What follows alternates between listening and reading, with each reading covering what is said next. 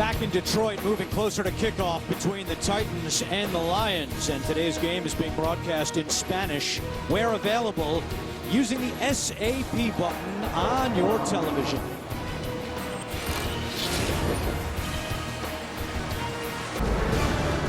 CBS Sports welcomes you to the following presentation of the National Football League.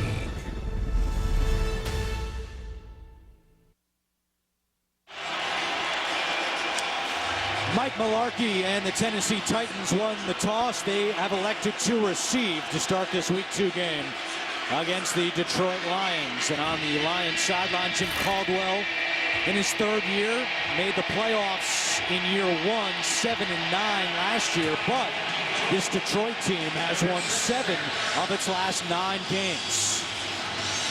The punter, Sam Martin, is the kickoff man for Detroit, and Mark Mariani back deep for Tennessee. We're underway at Ford Field. Mariani out of his own end zone. And Mariani is spun down with a flag coming in from behind the play. Today's referee is Brad Allen.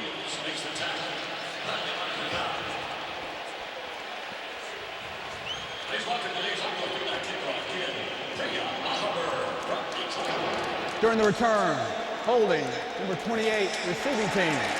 Half the distance to the goal. First down. So that will back up Marcus Mariota and the Tennessee offense. Mariota threw 41 passes last week, the second most attempts of his career. And we mentioned it already in the open. 2 turnovers, both returned for touchdowns against the Vikings.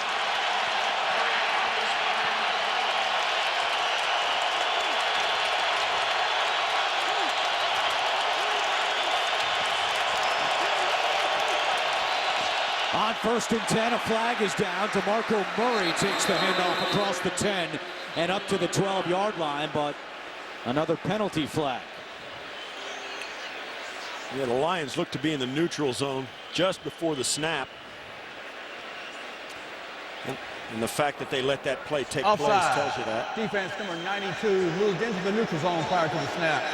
5-yard penalty. Remains first down.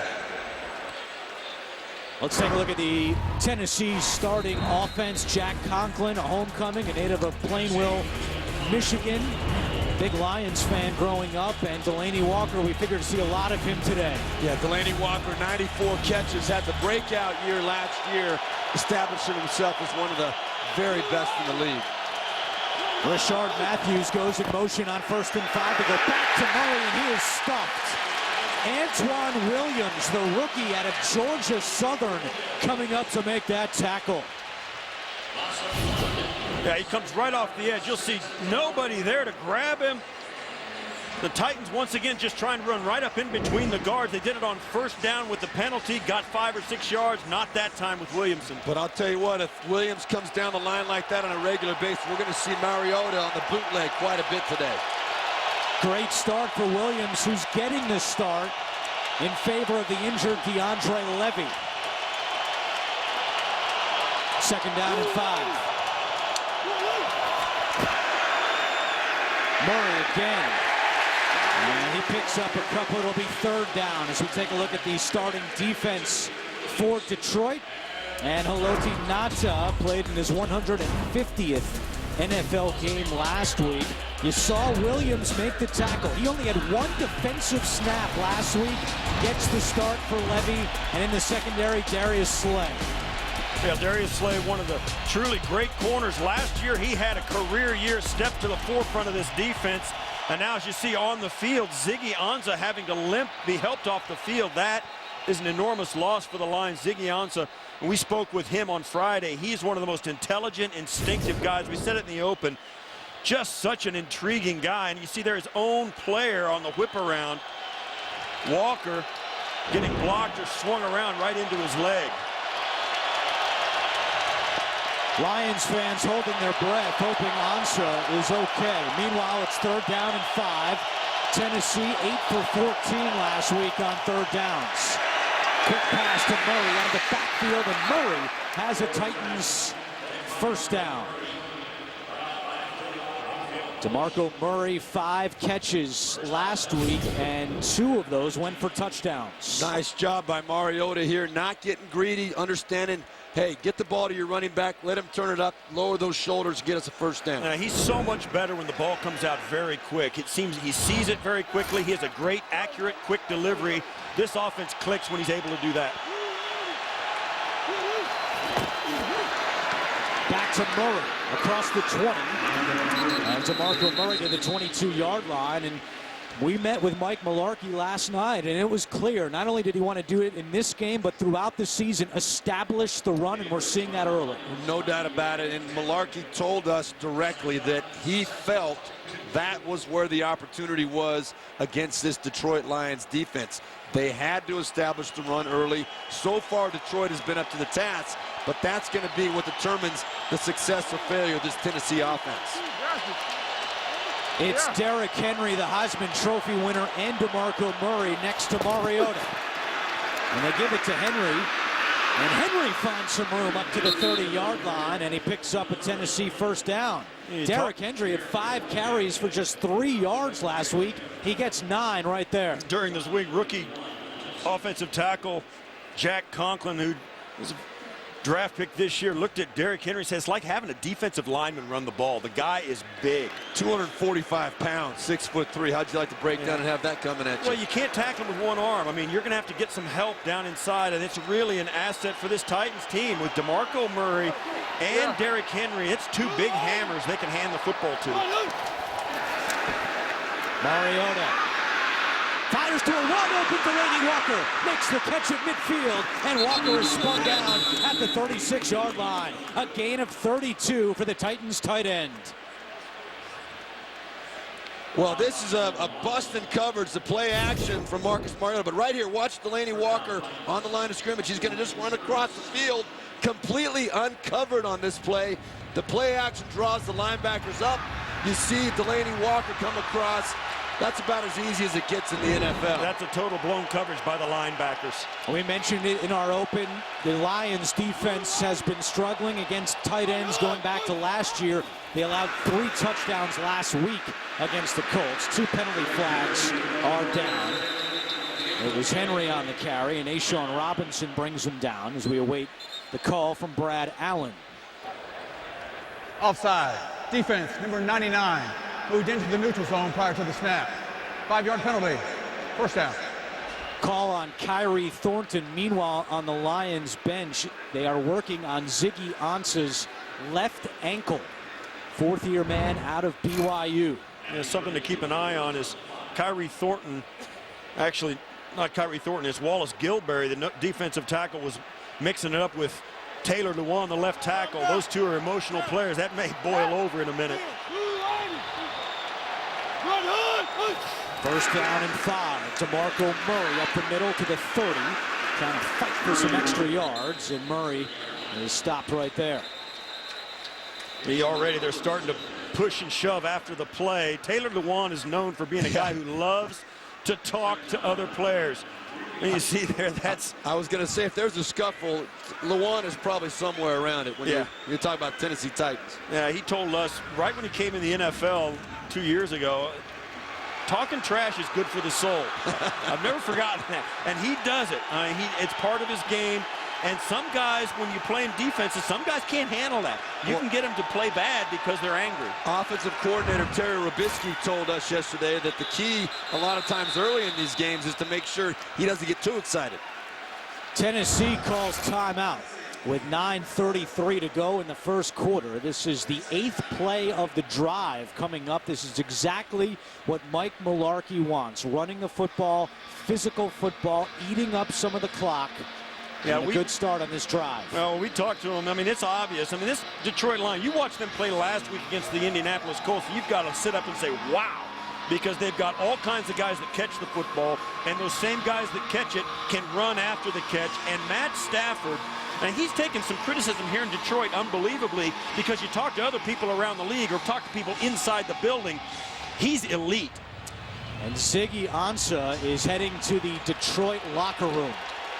So not a good sign for the man who had 14.5 sacks last year, 3rd best in the NFL. following the Tennessee timeout. 2nd down and 3. DeMarco Murray runs right into a brick wall.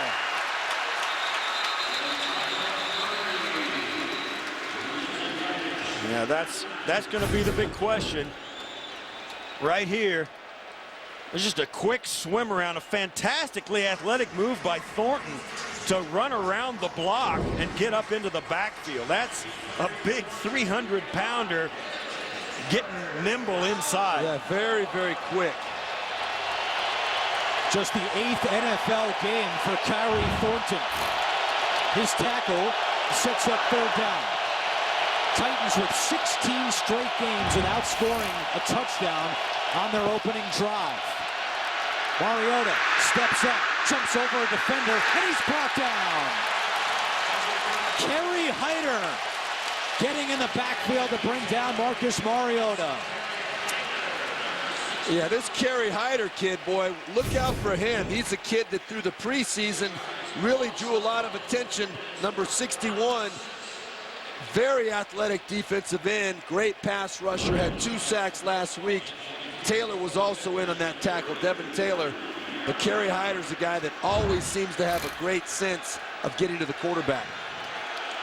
So it sets up a 51-yard field goal attempt for Ryan Suckup. Last year, he only attempted 3 field goals from beyond 50 yards. And this one is no good.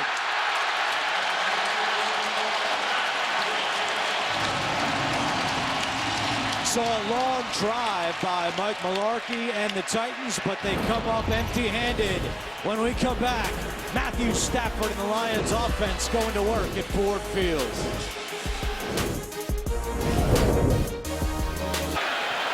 Back in Detroit, and after the missed field goal, good field position for the Lions, starting at their own 41-yard line. Matthew Stafford on 1st down, hands off to Amir Abdullah, and he gets a yard.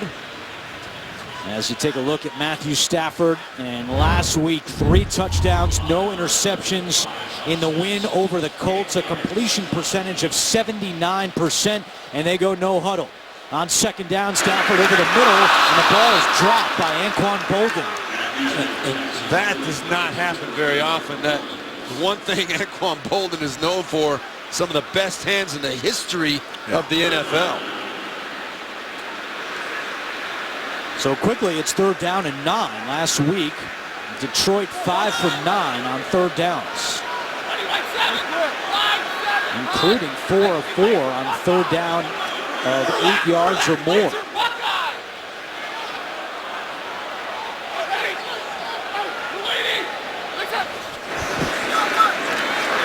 Stafford fires to Golden Tate, incomplete. Parrish Cox on the coverage, and a quick 3-and-out for Detroit. Yeah, that's one of the things. If they're going to go no huddle, and we spoke to Jim Bob Cooter, the offensive coordinator, and Stafford, they both like the no huddle, but the problem is this: when you go pace, sometimes you put a lot of pressure on your defense to get right back out there. The key to it is to get a 1st down once, because once you do, the defense starts to lose their wind. 3 plays in just 29 seconds, and Sam Martin kicks it away to Mariani, and a penalty flag is down. Don Carey, who's a special teams ace, may have gotten there too early. Well, it was a fair catch, and Carey's going to say he was blocked into Mariani. And we'll see what the official, but that's, you can't touch the guy with the ball, and you're responsible for your path. It was a clear, fair catch. Carey, to me, it looked like Carey had to be pushed. He's going to say he was pushed in. Yeah. We'll see what the officials, they're talking about it. He says, oh, he tripped and fell. I don't know. If he gets tripped, he knows. He's holding his hands up. He was trying to hold up. Well, it's a judgment call by the official. Was he blocked in? But he was being held and pushed from Absolutely. behind. There was holding. Number 23 of the receiving team. Okay, they got that. That penalty will be administered half the distance to the goal. There is no foul for unnecessary roughness as the hold was into the player. There you go. Timeout. They got that right, in my opinion.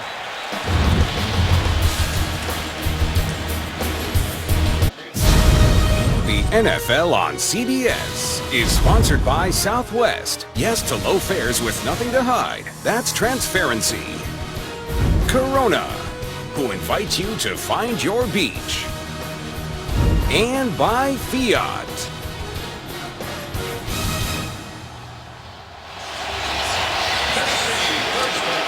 Here is the injury update for Ziggy Ansah. It's an ankle injury. We saw them working on the left ankle, and his return today is questionable. Meanwhile, after the penalty, Tennessee will start at the 5-yard line for this drive. No score in the opening quarter, and Murray is brought down. A safety for the Lions defense.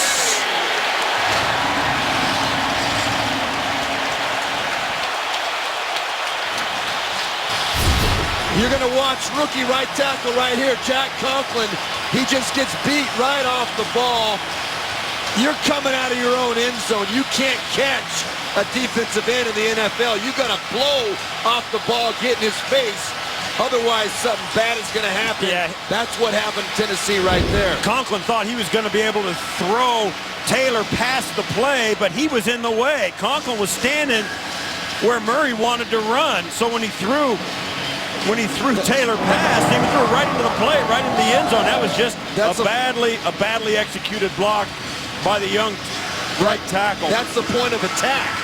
You can't catch somebody at the point of attack. He's got to fire out and get in the face. Some of the things about this Titan run game have bothered me. One of them is, right here's the block. He's going to try and push this back here, but then Taylor's just going to go right. He pushed him right into the play. But that's the wrong. This is that's the wrong type of play. Yeah. You got to fire those offensive linemen off. That's what I'm saying. It was the wrong technique by Conklin.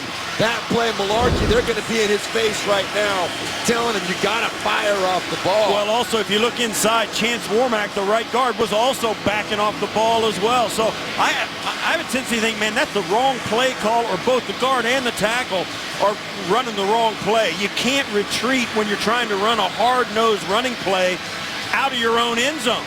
And that's the result, and that's why you end up with a safety. What a start for Devin Taylor. 4 tackles, 1 sack, and the safety. We were at Lions practice on Friday, and Taylor is a giant, 6'7", 275 pounds.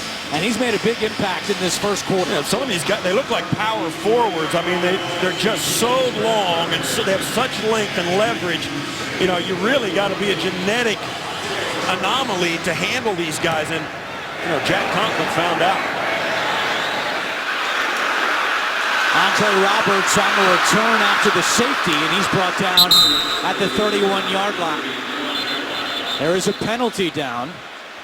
That's the Lions' first safety since last year against the Oakland Raiders. A game that we did here in Ford Field.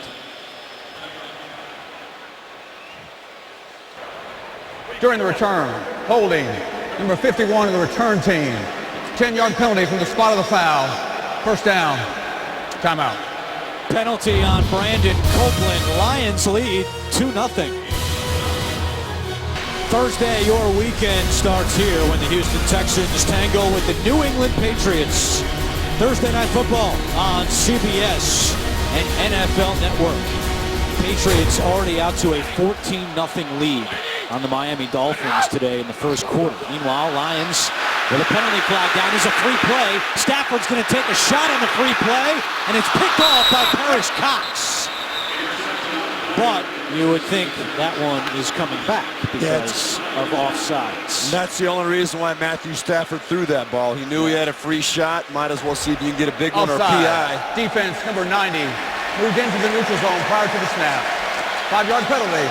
Remains first down. You could see the wheels turning in Matt Stafford's head when this ball, you see it right here. There's the penalty. Jones. And Stafford, all of a sudden, he rears back. He says, that's it, man. It's a free play. Let's see if we can get it done.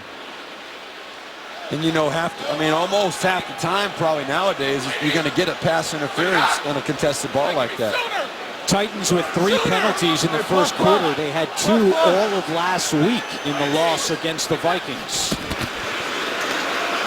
Abdul up the middle across the 30 and dragged down at the 31-yard line. Again, a little more pushing and shoving. And once again, the Lions going no huddle. Yeah, and this no huddle now will be better because now they've got a first down. They got a chance to get a little rhythm.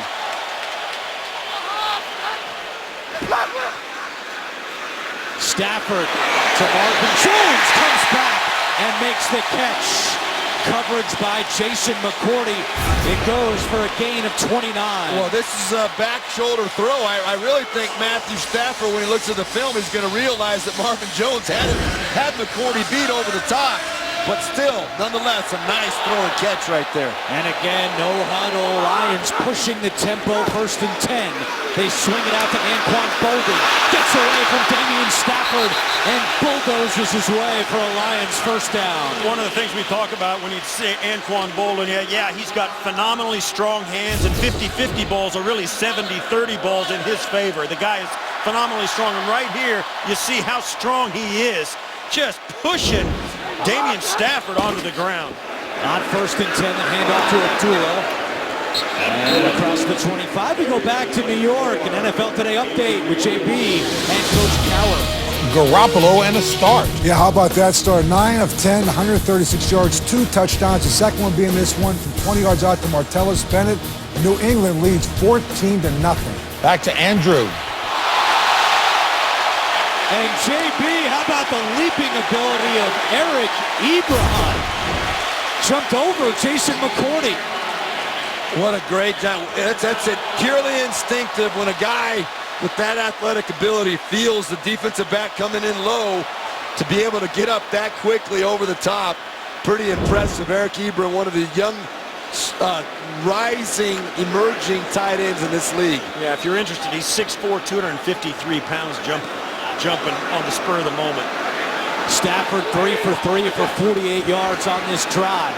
Abdullah to the 15. What a great balance on this drive by the Lions. And it's about the pace as well. Jim Bob Cooter loves this pace, so does Matt Stafford. But as I said earlier, and as you see now, the Lions are doing a little bit better, and now they're resubstituting a personnel package. They're bringing in a tight end or a couple of wide receivers. Jim Bob Cooter said that's one of the problems we have. We forget to change personnel when we get in a pace with the no huddle, and now they bring in a new personnel package. The Titans are forced to match on the fly. Abdullah running right, cuts it back at the 10. Still going into the end zone for a touchdown. There are 2 penalty flags down. And the Titans seem to be indicating this is against Detroit.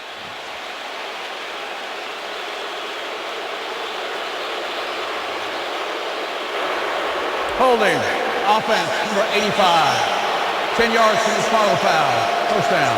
Well, it was on Ebron on the run. It came out very early. Both flags are the same penalty. Up here. He tries to get the edge, and he won't. Yeah, he won't. He just wouldn't let the linebacker go.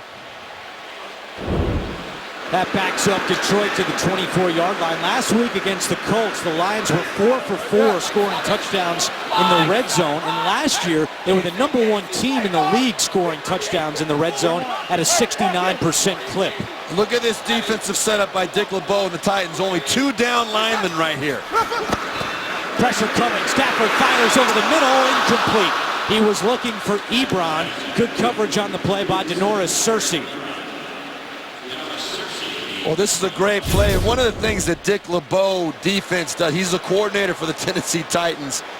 He changes looks up, and when he gets in a situation where he feels like he's got the edge in terms of run pass, he's going to make some kind of exotic look to make you give you a little. Here it is again. You see only 2 defensive linemen. A lot of people moving around, standing up, making it difficult for the offensive line to identify their assignments. 2nd down and 20. Stafford to the air. Rolling out to his left. Throws on the run in the end zone. Caught! Touchdown! Anquan Boldin!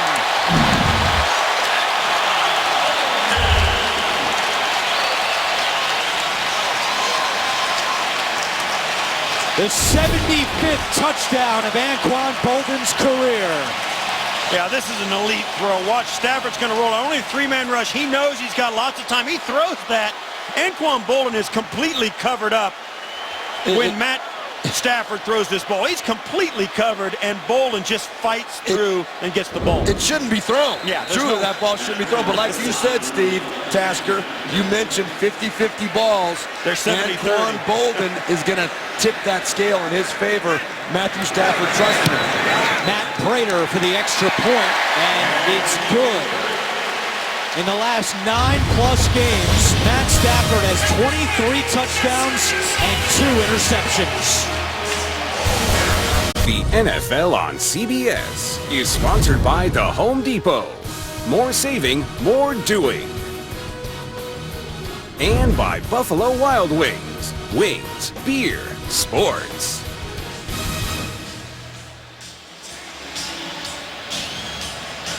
Back in Detroit, an 8-play, 79-yard scoring drive for the Lions, capped off by the touchdown from Stafford to Bolden. That was after the safety, which, actually, we got to correct ourselves. The Lions had a safety last week on the last play of the game on that kickoff against the Colts. They threw it all around. So safeties in back-to-back weeks for the Lions. A touchback for Sam Martin as we go back to the touchdown. Well, let's look at this. I want to show just what a great throw this is by Matt Stafford. Look at this area right here. There's really nowhere to throw the football for Matthew Stafford. Running to his left, there aren't many quarterbacks that will be able to throw the ball with that kind of velocity on the money, but it also illustrates his gunslinger mentality. He knew that he probably shouldn't throw that ball, but he said, guess what? I'm going to throw it anyway because I am going to give my guy a chance to make a play. And that's what the elite ones can do at the right time. That's why Anquan Bolden has stayed in the league as long as he has. He makes those plays. Derrick Henry is the running back for Tennessee. They've run it 7 times for just 8 yards. Play action on first down. Mariota on the run, and nothing doing there. Anthony Fasano dropped by Tyre Whitehead of the Lions. Get the CBS Sports app for inside access to your favorite team. From the front office to the front row, you'll get instant coverage of every moment from every angle. Download the CBS Sports app today. Well, you got to give a lot of credit to this Detroit defense as well, with coordinator Terrell Austin, Mike Mularkey, Marcus Mariota. Everybody we talked to said this Detroit defense, they fly around to the football. They're playing at that level right now. Delaney Walker goes in motion.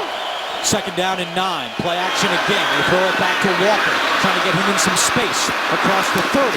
Walker slips a tackle and out of bounds close to the first down marker. Delaney Walker only had 3 catches last week, and 2 of the 3 came late in the 4th quarter. And Mike Mularkey said it's a priority this week to get the ball to Walker earlier, and that's already his 2nd catch. Well, that's a good way to offset a high-energy defense as well. When you know they're flying and pursuing to the football the way this Detroit defense is, make the fake action one way and come back and throw a screen past the other. A good counterattack there. 3rd and 1. Henry has the first down. Last week on a 3rd and 1 play, the Titans threw it behind the line to Henry. Got stuffed. A lot of talk in Nashville about that play call. No messing around this time with Henry right up the middle. Yeah, no doubt about it. That's what your football team wants to do. That's what football players want to do. They want to snap the ball, let them fire off the ball on 3rd and short or 4th and short, hand it off, and let us just lean and push those guys over the line. That helps your offensive line's confidence. No huddle for the Titans. Quick throw again to Walker. And he is tripped up.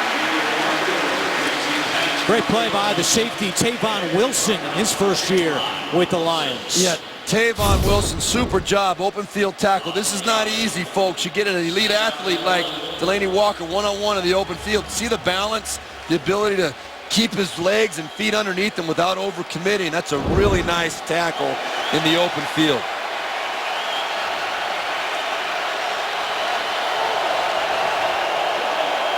Mariota, 5 for 5 for 47 yards here in the first quarter. Trying to get away, and he throws it away. And guess who again?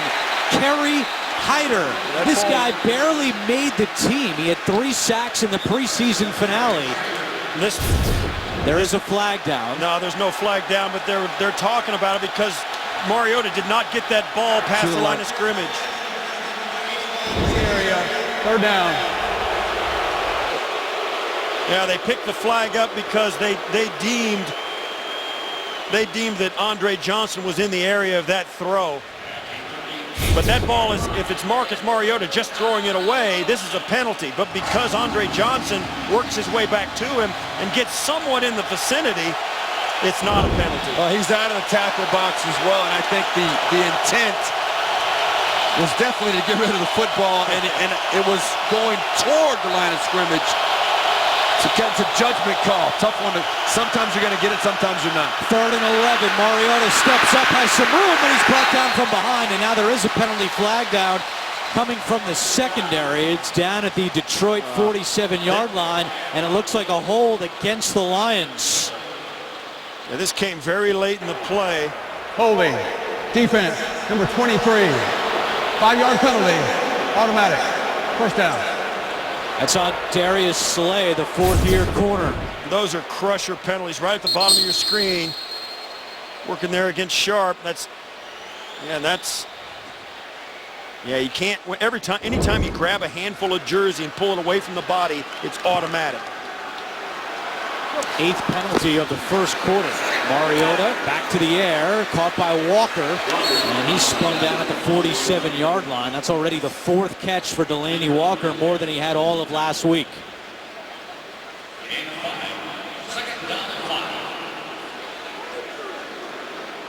Tennessee trying to change the tempo here, going a little bit of no huddle themselves. I think that's a good call on their part.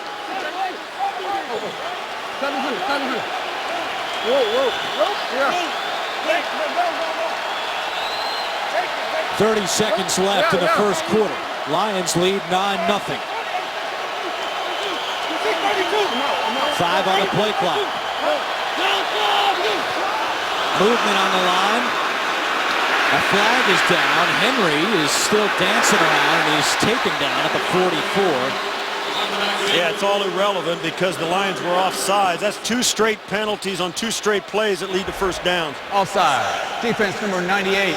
Moved into the neutral zone prior to the snap. 5-yard penalty results in a first down. 2 penalties on 3 plays. Well, one of the things right there that was illustrated, listen to the communication here. Marcus Mariota trying to, well, you could see the miscommunication in the backfield. He changed the play 2 or 3 times. Young quarterback trying to get in the right look. Didn't communicate it properly, but fortunately, Detroit jumped off sides. They got a good, positive result out of it. And that's the end of the first quarter with Detroit leading Tennessee 9-0. We'll return to Ford Field after these messages. You are watching the NFL on CBS.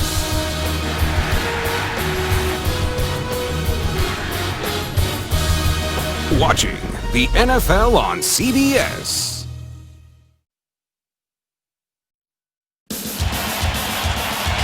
Saturday, the SEC on CBS brings you the best game from the best conference. The Florida Gators go to Rocky Top with the Tennessee Volunteers. The hoopla begins with college football today.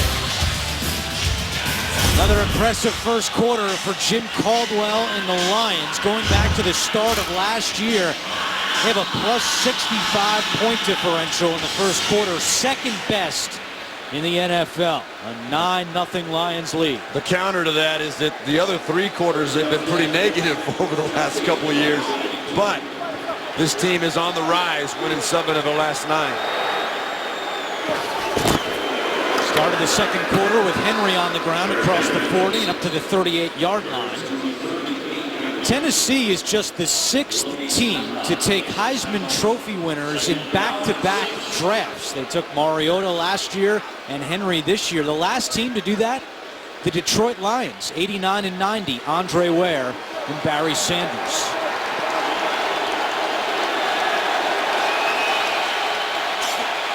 It's one of the things that Mariota has to do better. I think a couple of times he has miscommunicated because of the crowd noise here in Detroit, and it's cost him. It's all part of his evolution as a quarterback as well. Mariota to Sharp, and he's got a Tennessee first down. Tajay Sharp, the impressive 5th-round pick out of UMass, picks up 11. Yeah, this is a kid that really, Mike Malarkey told us, the 5th-round draft choice, you never really know what to expect, but he said within a couple of days, we knew we had something special with this kid. 7 catches last week. He has morphed himself right into this starting lineup and really has established himself as a pro already. Most catches of any rookie in week 1. Mariota looking for the tight end Fasano. It's incomplete. I put that on Fasano. He didn't look like he was expecting that ball. He didn't come out of his break looking like he was expecting that football. He didn't break off that route. He just bent it, and when he got his head around, he wasn't able to get it around fast enough to adjust to that football. Mariota threw it out in front of him so he could adjust flat to the sidelines. He just wasn't ready to do it. 11th play of the drive.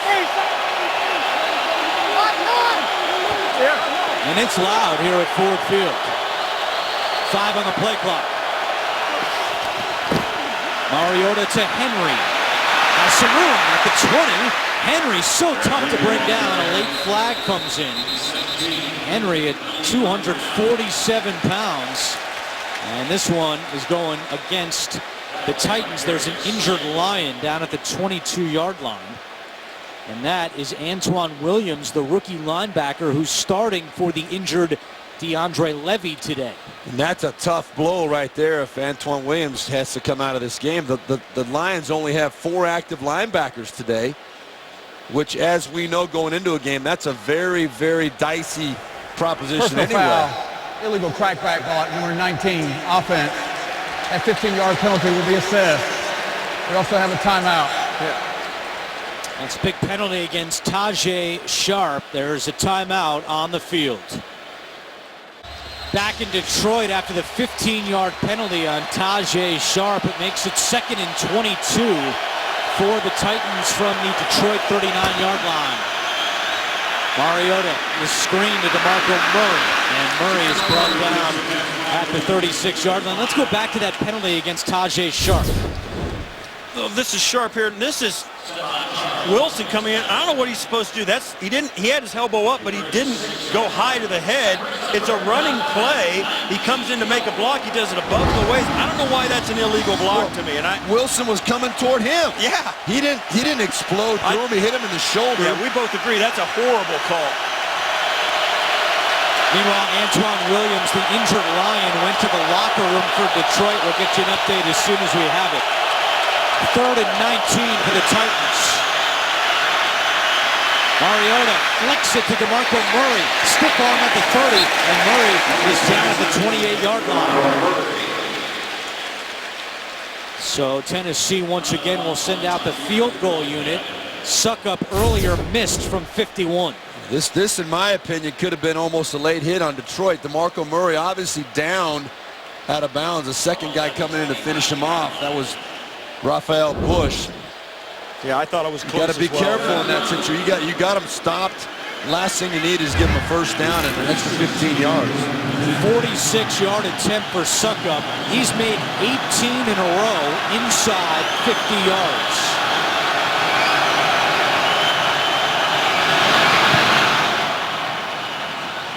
Make it 19 in a row. And Tennessee is on the board with 12:03 to go in the first half. A field goal for Ryan Suckup, and the Titans now down by 6.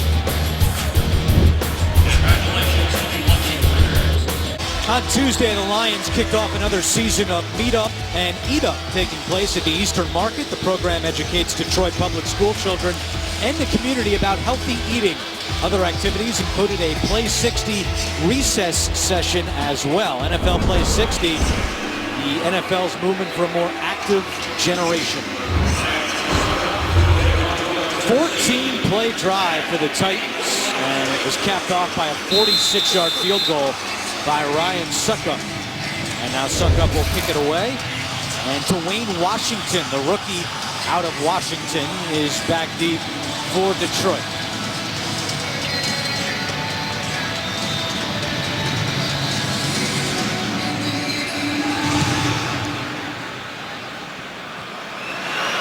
Washington is going to take this one out. and Washington up across the 20-yard line. I think it's always a mistake to bring those kicks out of the end zone, but teams continue to do it. There's a penalty flag down.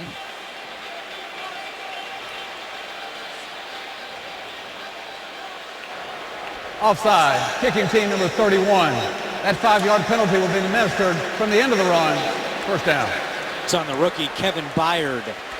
NFL plays 60. The NFL's movement for a more active generation encourages fans to get moving and play for 60 minutes every day. Run, jump, and race to Super Bowl 51 with the free NFL Play 60 app. Download it today or go to NFLrush.com to learn more. So Detroit with a 9-3 lead, 1st and 10 from the 22-yard line. Theo Riddick at running back. And Riddick spinning his way up to the 33-yard line. A gain of 7 for the 4th-year man out of Notre Dame. You gotta love these two running backs. It's a fun combination to watch. Theo Riddick, Amir Abdullah, both of them have that ability to look at the little spin move here, Barry Sanders-esque. Amir Abdullah, same type of ability. They're both incredibly efficient out of the backfield as well. Both of them over 100 yards total offense last week. It's a handful for any defense to shut them down.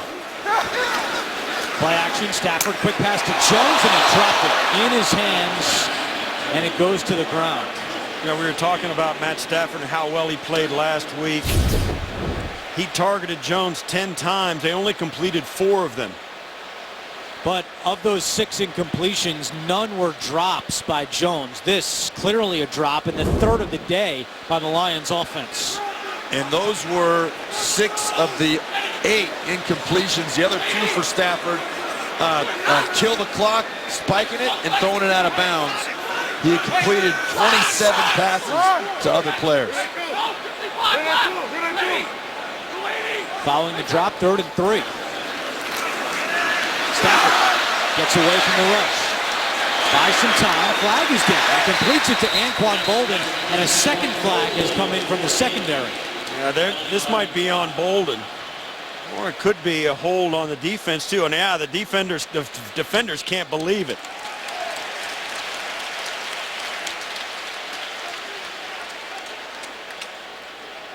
You can see Parrish Cox is beside himself.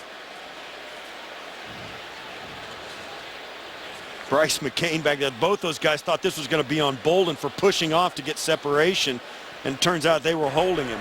Holding, defense number 23. That penalty is declined. The result of the play is a first down. Second penalty on Bryce McCain. Right here. Oh, he's holding Jones away from the play.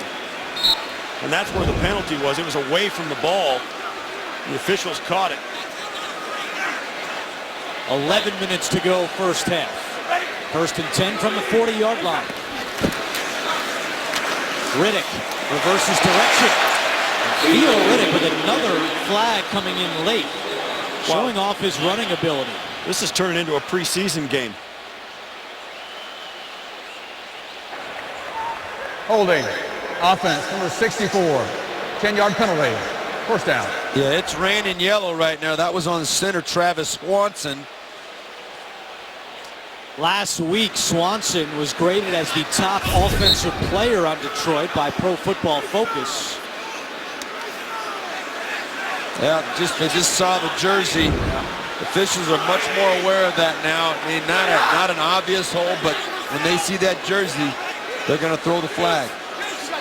12 accepted penalties in the first half. 7 against the Lions. Stafford, deep shot incomplete. That was a miscommunication. Trying to find Golden Tate. Tate ran the double move and couldn't get start running again before Stafford let it loose, and Tate didn't even chase it. That was overthrown. That was a total miscommunication between Tate and Stafford.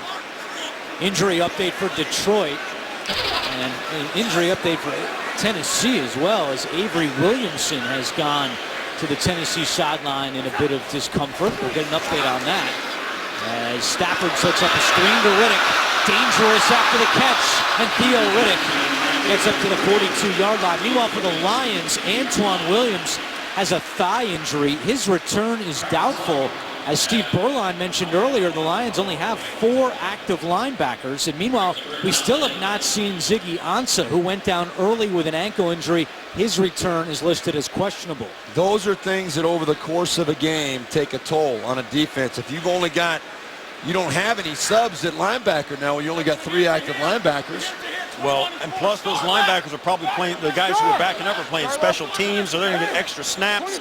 They didn't take any reps in practice. Yeah, it's hard to overcome that. Stafford on 3rd down, penalty flag is down. Stafford knocking over defenders. He is short of a 1st down, but what a run by Matthew Stafford. Boy, he got lit up at the end of it, too. Yes, he did. Jim Caldwell's probably... No, he's got to be careful. Yeah, that is not something, Jim...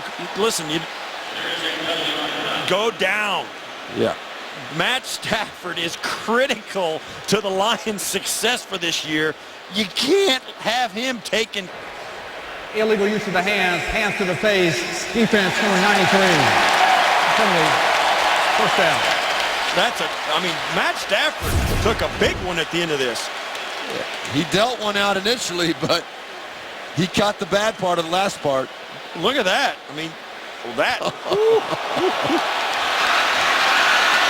Yeah, that is not something Jim Caldwell wants to see.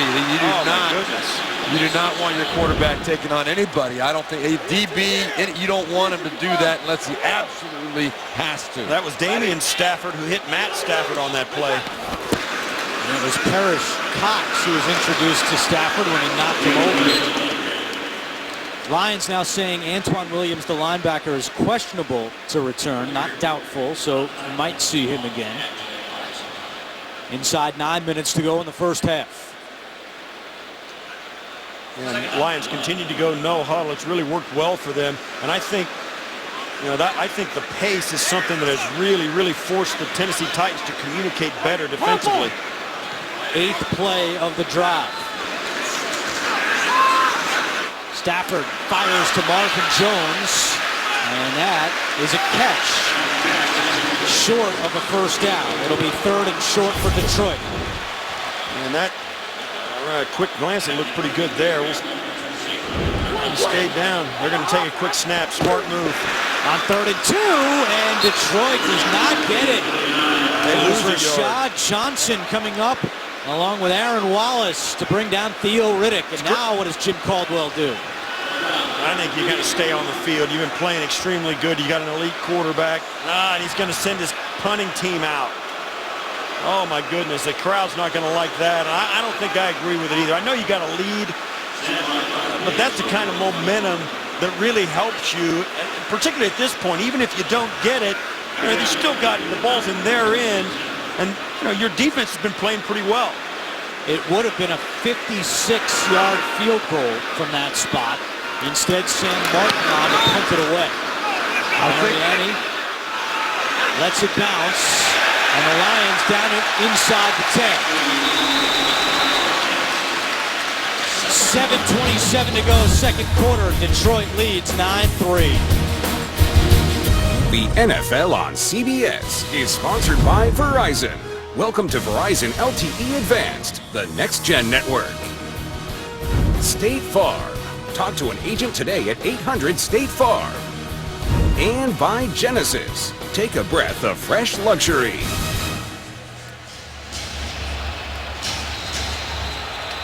Once again, Tennessee starting with poor field position. Their average start has been their own 11. And this is the 3rd time out of 4 possessions they're starting inside the 10-yard line. It's DeMarco Murray, has a hole. DeMarco Murray off to the races. Murray at the 50. Murray down the sideline, chasing behind and pushed down by Darius Slay. But DeMarco Murray busts out a big 67-yard run for Tennessee. Well, let's watch the rookie Jack Conklin right here on the number 78. You say right there, he came out and got after somebody, as did the whole right side of that Tennessee Titans offensive line. That was the first time it seemed as though the Tennessee offensive line has been able to handle and dominate the line of scrimmage on a play, and the result very, very positive. And they did it by firing off the football and didn't do any misdirection. They just could have had on a hat and let DeMarco Murray pick his spot. Murray will catch his breath after that big run. Derrick Henry checks into the game. He gets the call on first down. Henry tripped up. Nicely done by Kyle Van Noy, third-year linebacker out of BYU. You know, Steve, you were talking about the decision for Detroit not to go for it before the break.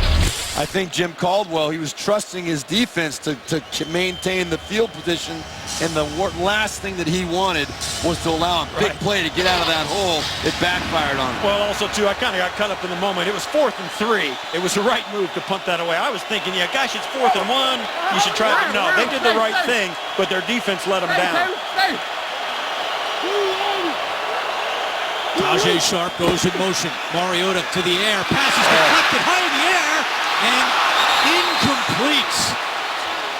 This Lions defense had 5 pass breakups last week by the front 7. They get their hands in the air. 6 batted balls last week in total by the defense. Watch Tony Fasano right there. He's uncovered sitting right here.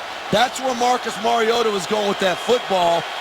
Detroit very fortunate that they got a hand on that ball, because Tony Fasano would have caught that, turned up the field, had at least a 15-20-yard gain. Rashawn Robinson got a hand on it just like he did last week against the Colts. On third down, Mariota in trouble. Mariota is sacked. Tevin Taylor again getting in the backfield, a loss of 12. That's the one thing you didn't want to happen, because now they got a field goal of 55 yards instead of a 42-yarder. And that was a huge loss in field position. Sets Ryan Suckup up. Now they've got to punt it away instead of trying the field goal. That's an enormous sack for the Lion defense, and for the big play they gave up at the beginning of the drive, they make up for it with 2 great defensive stands inside their own 30. And that's a situation where Marcus Mariota, not that he had an option, but he's so confident in his running ability, he's got to find a way to get rid of that football and avoid taking that sack. Taylor and Nata share the sack, and what a play! That was Cody Riggs, who just re-signed this week, downing it at the 1. Coming up on the Verizon Halftime Report, join JB, Tony, Bart, Boomer, and Coach Cower for all the latest NFL scores and highlights, as well as a preview of Thursday Night Football on CBS and the NFL Network. It's all coming up on the Verizon Halftime Report. So both teams punt in plus territory, and the punt by Tennessee leads to 1st and 10 for Detroit from the 1-yard line. Stafford hands off. Abdullah just trying to get a little bit of space. Maybe gets a yard on the play. Go back to that sack by Mariota, because, yeah, the sack took him out of field goal range. However, you look back to last week, he made 2 turnovers, 1 the terrible pick 6. So he's learning from his mistakes. He didn't want to do that again. So you think, all right, well, he did the right thing. But as you said, Steve Berline, maybe he could have thrown it away before. Well, I came out and said I'm not blaming the sack on him right away, but you would like to think a veteran quarterback would know where there was a quick throw, not to complete a pass, but just to get rid of the ball without taking a sack or the illegal throwaway. Stafford throwing on 2nd down, completes it at the 5-yard line to Marvin Jones. It'll be 3rd down for Detroit. I'm sorry, I'm talking about the intentional ground. You don't want intentional ground, you don't want a sack. But Marcus Mariota, maybe he was a little paranoid about what had happened the week before, but a veteran quarterback knows the one thing you can't do there is take that sack. Even if there is a jailbreak, you got to find a way to get rid of that ball somehow. See if the Titans defense can hold on 3rd down and 5. Detroit 2 for 4 on 3rd downs in the first half.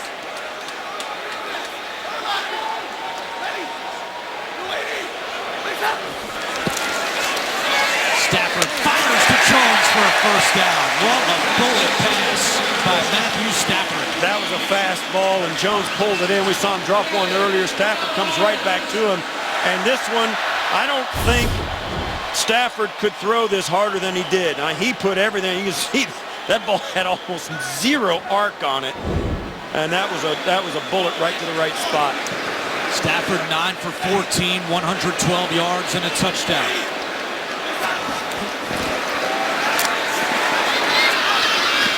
Another rocket, this one incomplete, intended for Golden Tate. Earlier this week, Golden Tate joked as a flag has come down in the backfield. Here's Brad Allen, who's been busy. Illegal use of the hands to the face, number 93, defense.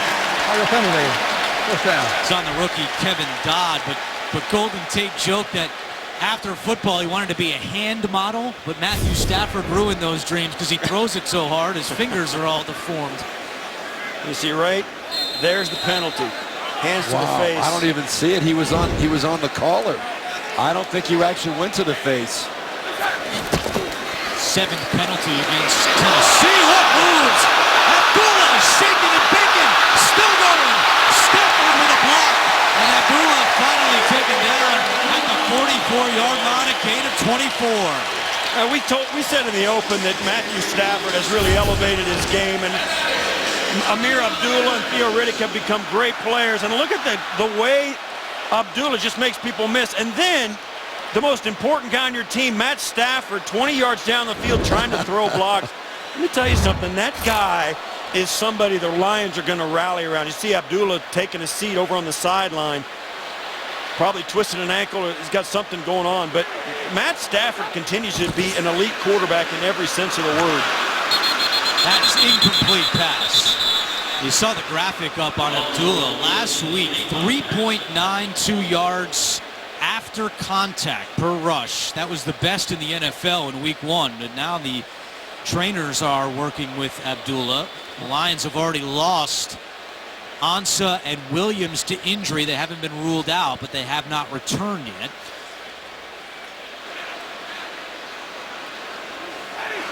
Theo Riddick in the backfield next to Stafford on 2nd and 10. Hey, give me Sooner! Tag 54! Sooner! Hey, waiting! Give it to Riddick. He is taken down. Damian Stafford coming up to make that tackle for Tennessee. Hey, think about this. This is a drive that started inside their 1-yard line, and they have continued to move down the field meticulously. They look solid offensively. 2-minute warning in Detroit. Back in Detroit, 3rd down and 9 for the Lions. At the 2-minute warning, they have all 3 timeouts left. No coaches' challenges inside 2 minutes. All replays will be initiated by the replay booth.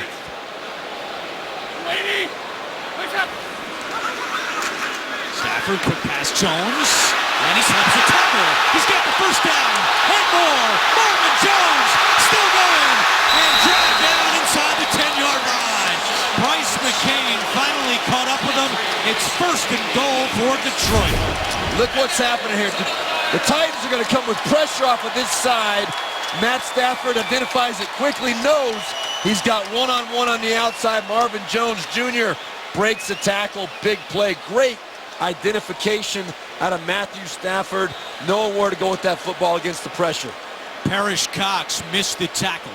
1st and goal for the Lions. A 47-yard reception by Jones that ties his career long. Riddick to the 5. Now a moment ago, Amir Abdullah went into the Detroit locker room, the 3rd Lion to leave today because of injury. We're still waiting an update on what is bothering Abdullah, but the Lions have just had some critical injuries today. They started the game without DeAndre Levy, who's out with a quad injury. Tennessee with the timeout, 1:44 to go. Coming up on the Verizon halftime report. Join JB, Tony, Bart, Boomer, and Coach Cower for all the latest NFL scores and highlights, as well as a preview of Thursday Night Football on CBS and the NFL Network. It's all coming up on the Verizon halftime report. Matthew Stafford with 3 touchdown passes in the red zone last week against the Colts. Since the start of last year, no quarterback has thrown more red zone touchdowns than Stafford, and that is a penalty. Parrish Cox having a tough drive. Missed the tackle on the big gain by Jones, and now called for a penalty with 1:40 to go. I'll tell you what, the Lions went from impossible field position to horrible field position to bad field position. Pass interference, defense number 20. The foul occurred in the end zone. The ball will place at the 1-yard line. It's a good field position to the red zone, and now 1st and goal. I mean, they've gone 98 yards on this drive and have not scored yet. That's how bad their field position was, and they have looked good doing it.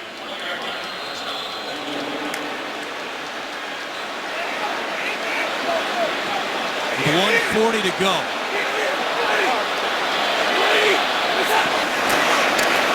Play action. Stafford on the run. Fires end zone. Caught. There is a flag down. Eric Ebron has the touchdown if it stands. And this is going against the Lions. They're going to call Ebron for pushing off. Pass interference. Offense number 85. 10-yard penalty. Remains 2nd down. You can see the poise of Matthew Stafford as the play.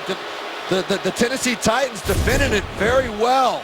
But Matthew Stafford, see, he points back. He says, snap it back outside. I don't know. That angle didn't show much of a push-off at all. He had his hand on the back. He had his hand on the back of Searcy, but that, you know, that, I mean, that's allowed. I mean, he didn't push the guy. It didn't look like he got any advantage to doing that.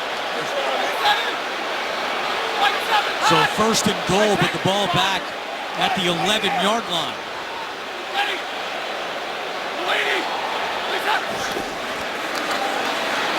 Stafford over the middle. Touchdown! Another flag is down. Anquan Bolden reels it in. Let's see what this penalty is. Got a hold. Offense number 72. 10-yard penalty. 2nd down. That's the 3rd Lions touchdown called back today because of a penalty. 2 consecutive. What a catch by Bolden in the end zone and a throw by Stafford. They're calling it on Townsend right here.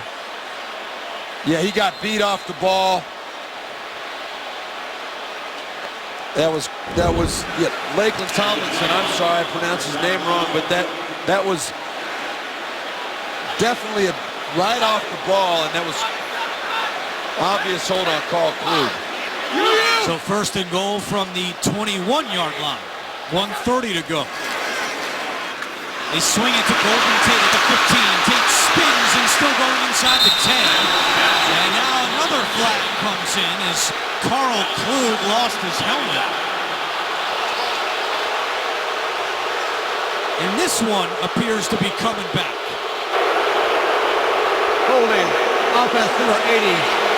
10-yard penalty. 1st down. So it was 1st and goal on the 1. That will be 1st and goal on the 31. Wow, amazing. 10 penalties in the first half against Detroit for 80 yards. That's a bear hug, and it is a hold. I mean, Bryce McCain. I'm sorry, it'll be 1st and goal on the 26, not the 31. But that is, wow. Total of 18 penalties have been accepted in the first half. 4 in a row called on the Lions with 1:23 to play.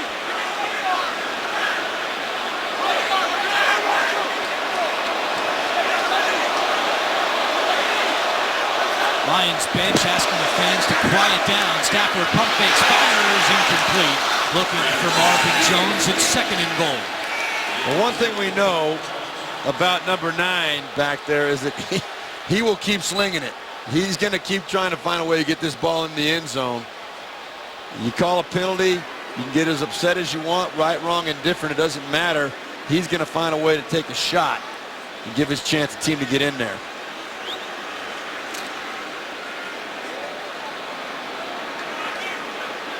Lions fans have answered the calls from the sideline to quiet down.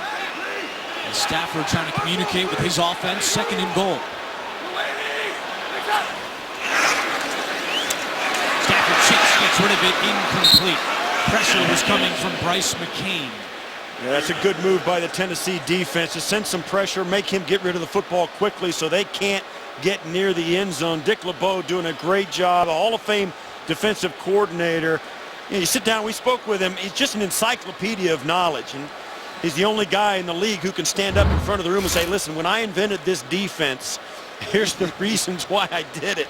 And you're not going to put anything past him. Always special. LeBeau told us coming back to Detroit, where he played his entire Hall of Fame playing career for the Lions, finishing with 62 career interceptions, a franchise record. 3rd and goal, they hand it off to Riddick. Riddick is taken down by Angelo Blackson. Mike Mularkey has called his final timeout, and Detroit will send out Matt Prater. A very disappointing drive for the Lions. You go, as you said, Steve Tasker, to drive 98 yards down the field, be on the doorstep, and a questionable call, I believe, against Eric Ebron in the back of the end zone. That's the only one I really would question. Moved them out and just kept going backwards from there.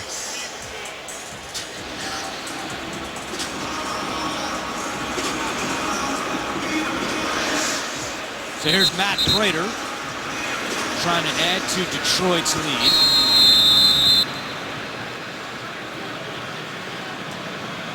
It's a 42-yard attempt from Prater, who last week hit the game-winning field goal against the Colts from 43 yards out. This kick is a knuckleball, but it's good. Disappointing finish to that drive by the Lions with all the penalties, yet they add 3 more on the scoreboard. The NFL on CBS is sponsored by FedEx, helping small businesses simplify e-commerce. And by Bud Light, beer with your team on it.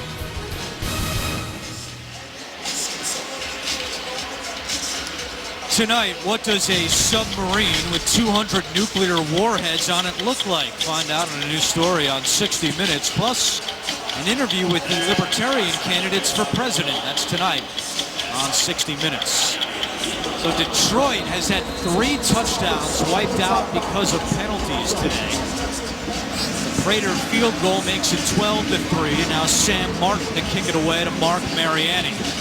Titans do not have any timeouts remaining. We'll see how they play it. And Antonio Andrews grabs that one. And Andrews up to the 17-yard line. Mariota comes back out. No timeouts left in 58 seconds.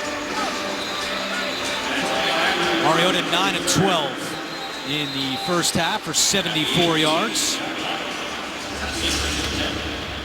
See Dick LeBeau had his 7th hole-in-one over the summer, and he said that when he hit it, he thought it was a good shot, but at the age of 79, he said, my eyes aren't that good anymore. So he asked the guy he was playing with, said, hey, how'd that one go? And he said, it went in the hole, Dick.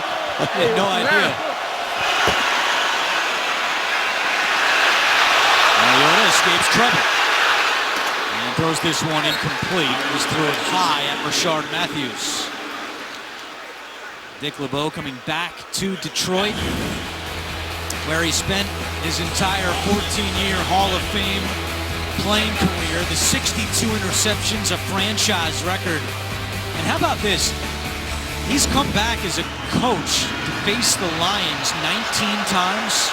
He's 17-2 against his former team, including 8-0 as a defensive coordinator.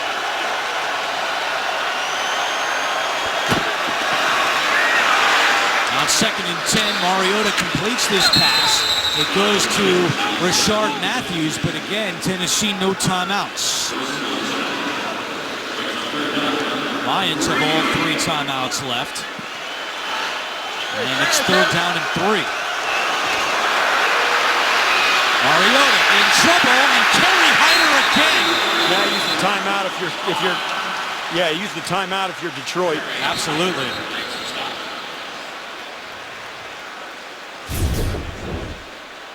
I'll tell you, one of the things that Detroit is doing so well, and Kerry Hyder's a name that keeps kind of popping up, but in general,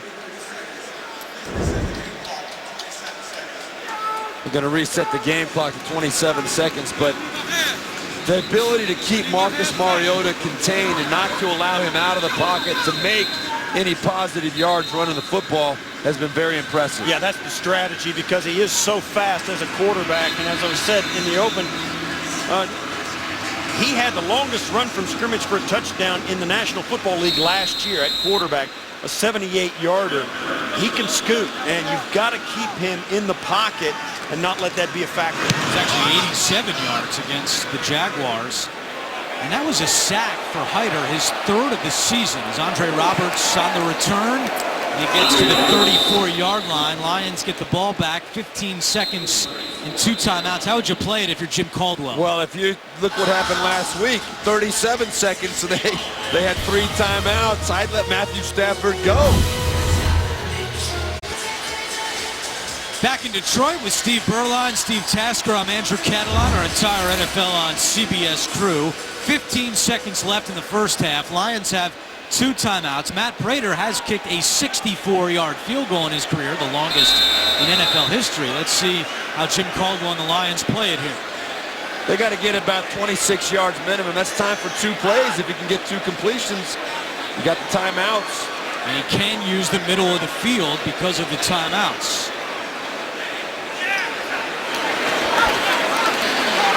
Stafford pressure coming, and he's sacked.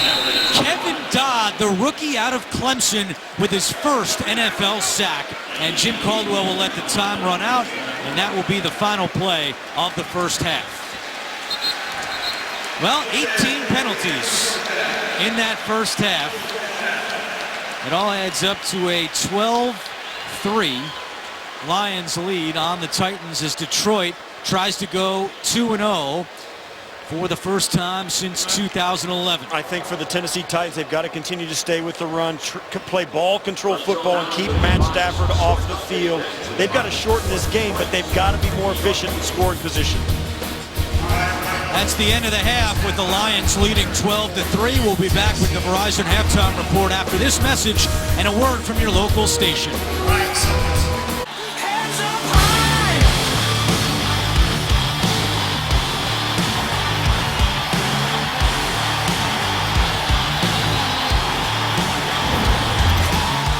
Start of the second half in Detroit. The Lions lead the Titans 12-3. Let's take a look at the first half highlight presented by DirecTV.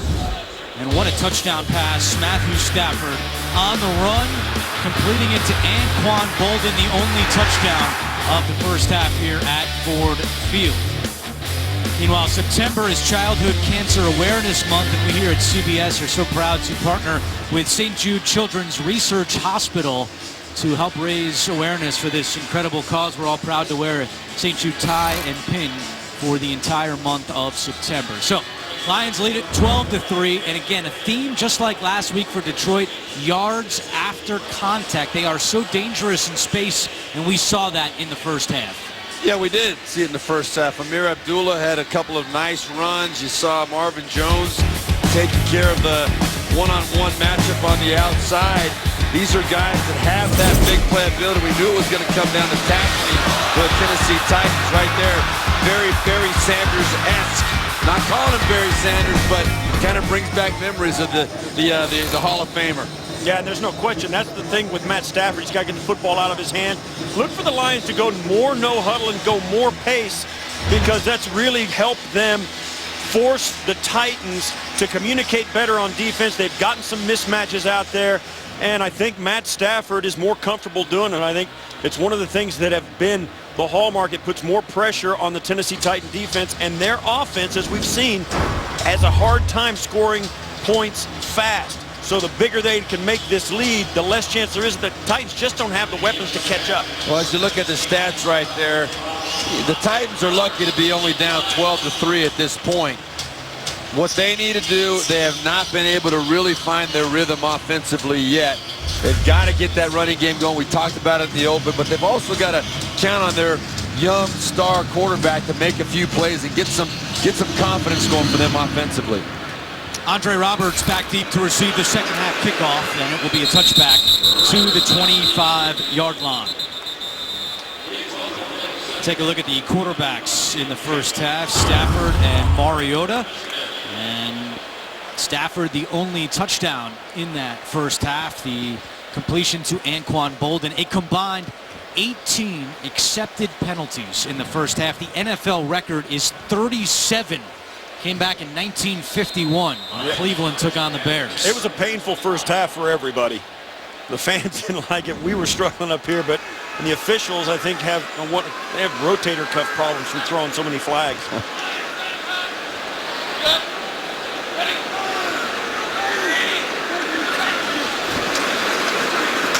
It's Riddick on first down. And Riddick across the 30-yard line. Still no Amir Abdullah. You saw him have that nifty run in the first half and then leave for the locker room. We have not seen Abdullah return. We have not seen Ziggy Ansah, who went out early with an ankle injury, return. And we have not seen Antoine Williams return, the linebacker for the Lions. 3 key injuries for Detroit. Marvin Jones makes the catch at the 37, gets by 1, and picks up a Detroit first down. Marvin Jones with his 6th catch of the day, and now over 100 yards receiving. He's got 108. His career high is 122. Just his 2nd 100-yard receiving game in his career.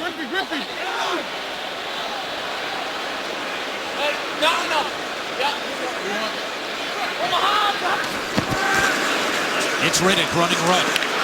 Penalty flag is down. How about that? Ball came out late, but the whistle came first. So they're saying that Riddick was down. Tennessee indicating that should be their football. Denoris Searcy recovered. They're not even looking for the football, the officials. They don't think this play is going to stand. There's a flag down as well. That doesn't even look like any of the officials spotted where the football was.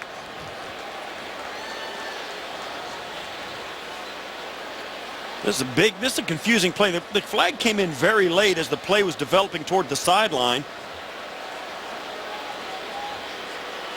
As you can see there, that's the 40-yard line that the flag sits on. Well, the penalty's related, I believe, to Golden Tate coming in motion inside, either on a crackback. The ruling on the field is that the runner's forward progress was stopped. However, there was an illegal shift of the offense. That's a 5-yard penalty. It will be first down. And that's what happened. You can hear Matthew Stafford. They wanted Golden Tate to move off the line of scrimmage, move the tight end onto the line of scrimmage. Well, they have to get set then before Tate goes in motion. I thought they did get set. Not quite. Well, you see here, watch. They both have to be, you see, Tate started in motion before Ebron got his feet set, and that's illegal. Yep, you're right. That's 2 men in motion at the same time. And that's, it's basic football 101. Yeah, the players do this so often, they take it for granted, but they've got to do it by the numbers the officials will call it. Yeah, you got to give it a full count.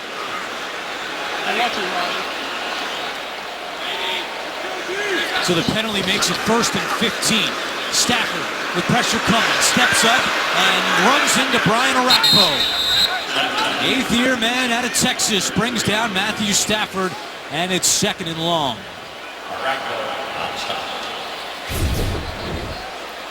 And this is good pressure. The pocket just collapses around him. Drill Casey, and then Orakpo comes off the inside. And you can see there Decker trying to help Stafford out, but they get tangled up in the traffic, and it ends up in a sack. First sack of the season for Orakpo, the 48th of his career. Stafford over the middle, and that pass is caught by Bolden. Searcy and Williamson combine on the tackle, and Stafford is a little slow to get up. Yeah, Casey came in low. Well, he didn't come in low. He got tripped and taken down, so he was just trying to get. You'll see 98, 99 right there on the edge. He falls down, and he just keeps trying to get to Stafford. Now that's a point of emphasis. This year he was already on the ground. He can't elevate himself. It's if he intentionally goes low. I don't think you can fault Casey for that one. Dan Orlovsky, the backup quarterback. Stafford making his 84th straight start. He's been incredibly healthy in his career. And just wings this one away. And Stafford's still hot. He's very upset. Yeah, he knows that's a point of emphasis. He wants to know why that wasn't called. I don't know what the official's telling him, but that's been called for less than that all the way across the league, all through the preseason. I don't agree with that. No, I don't know. I know why he's hot, and I know why he's hot too. He doesn't like getting hit low. But the bottom line is Casey was on the ground. What's he going to do? He's got the right to get to the quarterback. At that point, it's the rules in place if a guy goes low intentionally when he doesn't have to. Mariani from the 10. Hey, guess what? Flag's down. This one up to the 23-yard line. And we'll see what this penalty is. Yeah, this is turning into it's ugly. really ugly with all the flags. And, you know, I'll tell you, when you throw flags as many as they have, you're going to have debates on which ones are good and which ones are bad, like you and I block are. in the back, 23 to the return team. After this is to the goal. First down. Timeout. That's the third penalty today against Bryce McCain. Matthew Stafford and the Lions lead the Titans 12-3 with 12:18 to go in the third quarter. And once again, Tennessee with poor field position. Been a theme for them today. Fourth start inside the 10-yard line. Mariota throwing on the first down. That's incomplete. Let's go back to Matthew Stafford, who is very hot after this play. Casey goes in, no question he's down, and he keeps traveling towards Stafford. I've seen that called as a penalty. I have not seen it called as a penalty. I've seen it called when a guy has got a free run to the quarterback and he intentionally goes low. The only time I've not seen And I'm that a quarterback. is when they've seen the guy try and miss his legs with their body and grab with his legs. I think seen that not called, but he hit him with your helmet. What can it's you a do in penalty. that situation? What can you do? You got to avoid the guy's leg with your body. Can't do it. DeMarco Murray to the 10-yard line. It'll be third down. We're gonna get We'll to agree to disagree. Yeah, we're gonna. I'm gonna call and see if I can get a clarification. Because I'll tell you what. Well, what I know is very clear right now is the Tennessee Titans need a first down. They need to get this ball out of their own end of the field. Yeah, it started. Marcus Mariota's got to make a play Yeah, here. it started with a bad throw by Mariota on first down. He made the throw low and behind. Tennessee needs to stay on the field here and get some rhythm offensively. And it starts with their guys up front. 2 for 6 on third downs. 3rd and 6 for Tennessee. Mariota gets away. He's going to keep it himself. And Mariota appears to have a first down. That's what makes him so dangerous. It was right at the sticks, so this will be based on the spot. Wow. It's spotted right on it. Yeah, you just can't tell. Oh, they're giving it to him. Oh. They're giving it to him. You know what? If I'm Jim Caldwell, I'd like to see another look at this because it looked like he ran out around the, well, let's see. You see there, I mean, I don't think, there's no way he made that. His feet are short of it. They're giving him the 11. His feet are short of it, and he's out of bounds. No challenge called for by Jim Caldwell. It's 1st and 10 for the Titans. Mariota over the middle, and the pass is complete to Tajay Sharp, the rookie, bringing in his second catch of the day. Yeah, this is the kind of play that Mariota is so good at. Throwing the football 10 to 20 yards down the field, over the middle on a quick release, threading it through the defense and finding the window. He's accurate enough, a quick release enough, and that's why this offense works when he's able to do that.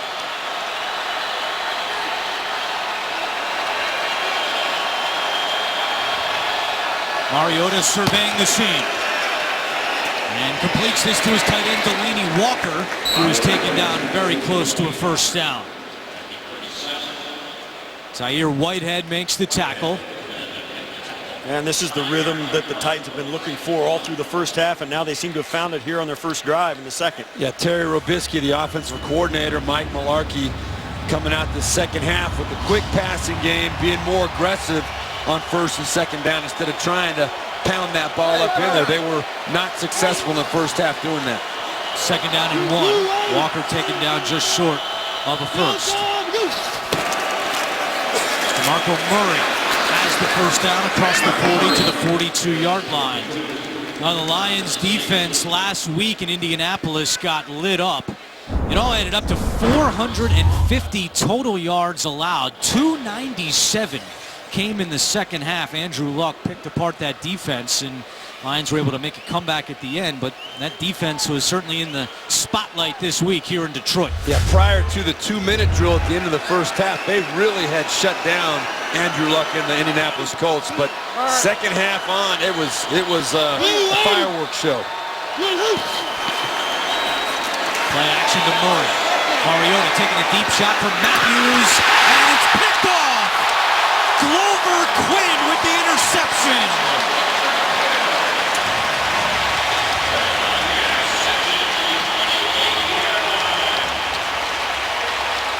Tennessee has not taken a lot of deep shots down the field, even going back to last week. They try one here, and it's costly. NFL on CBS is sponsored by Southwest. Yes to low fares with nothing to hide. That's transparency. Coors Light. Whatever your mountain, climb on. And by Domino's. Order online at Domino's.com.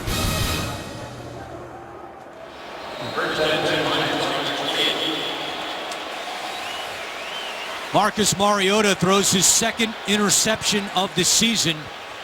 One last week, returned for a touchdown. This one by Glover Quinn. Is the 20th of his career, and the Lions go back on offense, 1st and 10 from their own 27-yard line. It's Washington, and there's a flag. Amir Abdullah's return is questionable. He's out with a foot injury. So 3 Lions Holding. questionable to Offense, return. 72. 10-yard penalty. First down. That's on Laken Tomlinson, his second, as we go back to the INT. I want you to watch Glover Quinn right here. It's a rollout by Mariota. All of his action is going to the right side. You're going to see just a streak route by the receiver on the outside, and Mariota, his action pulls Glover Quinn that way right into the throw. That's the decision. The quarterback only has to worry about the safety. He didn't do his job and find that safety. Bad play for the Titans.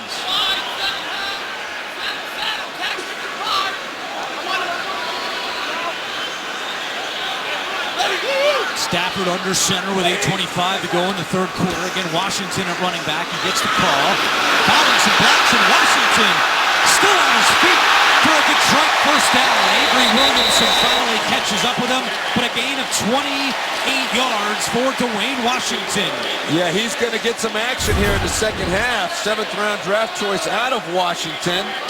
Great run. Nice job up front by the big boys, giving him a chance, and shows good balance. Well, we've spoken a lot about it, and of course you see Washington come in. He's another guy that's getting a lot of yards after contact. Tennessee can't get these guys on the ground when the first defender gets to the football, and it's turning into big gains for the Lions.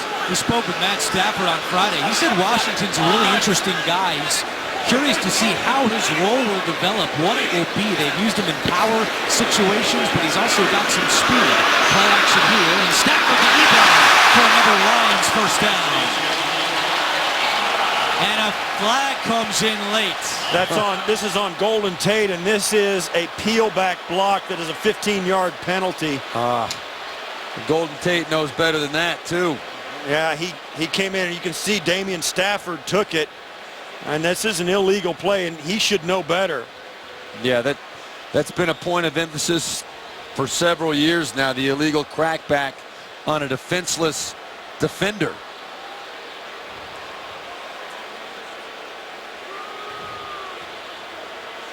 It was Damian Stafford who took the shot from Golden Tate. After the play was over, personal foul, unnecessary roughness, number 15, offense. We have 15-yard penalty. First down. The Stafford looks like he's moving okay here. No limp there, and a nice throw on the money again there on the run. But afterwards. Yeah, and this is the play right here. Stafford coming over. And I get this. It's an instinctive play. And you do it, you're going to do it no matter what. I mean. And it used to be part of the game. It used to be part of the game. It was just no big deal. That but now, because of player safety for obvious reasons, they took that out of the game. But I can see Golden Tate. You know, he's just trying to make. He's just being reactive. I mean, he's not trying to. It wasn't dirty, and it wasn't cheap either. It was just. Yeah, it wasn't flagrant. I think it was an instinctive play that you just. You know, afterwards just thinking, what was I doing? But you know, you can see why it's been outlawed. That's what they've got to do in that situation is just try to get in the way, just impede the guy instead of taking any kind of a shot at him. Nearly as many penalties in the game as first downs. 22 penalties. And 25 first downs combined between the Titans and Lions with 7:20 to go. It's Washington across the 45. And it will be second down. With NFL Game Pass, replay every game this season, including playoffs and Super Bowls. Start a free trial today at NFL.com/Game Pass. This might not be a popular opinion, and we've said it. It's a very choppy game with 22 accepted penalties. I've agreed with the majority of the calls. I haven't seen too many egregious calls. I would agree with you, Andrew. The one I would question is the Ebron call on the touchdown, the short touchdown pass. But everything else, I think they've been on. Stafford looking for Jones, and he couldn't bring this one in. In the first half, a very similar play where Jones came back to try to make the catch, not this time. Yeah, and it's the exact same throw, probably exact same play call, and it's almost, I mean, he caught one, he dropped one. Should have been the same result. Yeah, it should have been. Ball was on the money. That's 2 drops for Jones Jr. But I agree with you about the penalties. I mean, we debated the Matt Stafford hit, and you can always do that. But for the most part, the officials have done their job. 3rd down and 6. Detroit 4 for 8 on 3rd down conversions. High snap. Stafford fields it, fires, and it's caught for another Detroit 1st down. Eric Ebron with his 3rd catch of the day. This is a nice shot. Flexible tight end, versatile tight end. Ebron right there, big boy on the outside, but very athletic. Nice throw and catch. That's a sharp route. It was very nice. It did not look like a tight end. We also debated that Tajay Sharp hit on the crackback call that they called earlier in the game as well. We questioned that one. We thought that was a questionable call.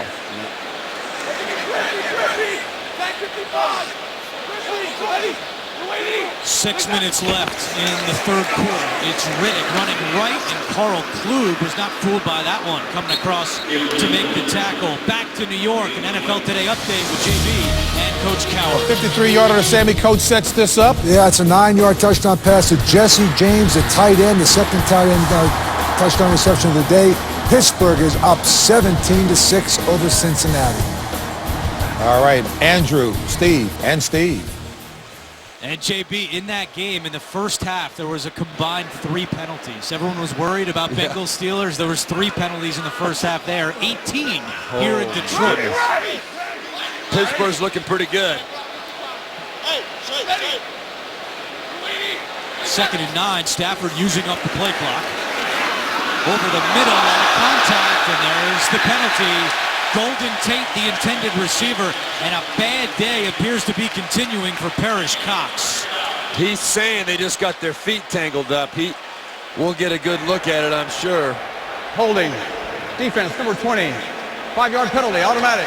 1st down. The only thing you have to look for, does Parrish Cox grab the jersey of Tate?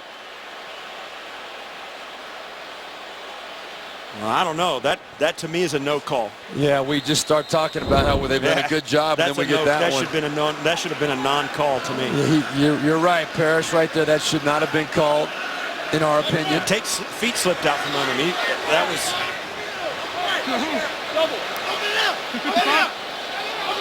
Titans have 5 times as many penalties this week as they did in week 1. Stafford looking for the home run ball deep for Tate, and it's incomplete. Coverage by Cox, and the safety Rashad Johnson also coming over. Cox has got to be paranoid now. He's looking for that flag every time a play is anywhere in his vicinity. I don't blame him. Yeah, and you can't blame the Lions for trying to go at him again either.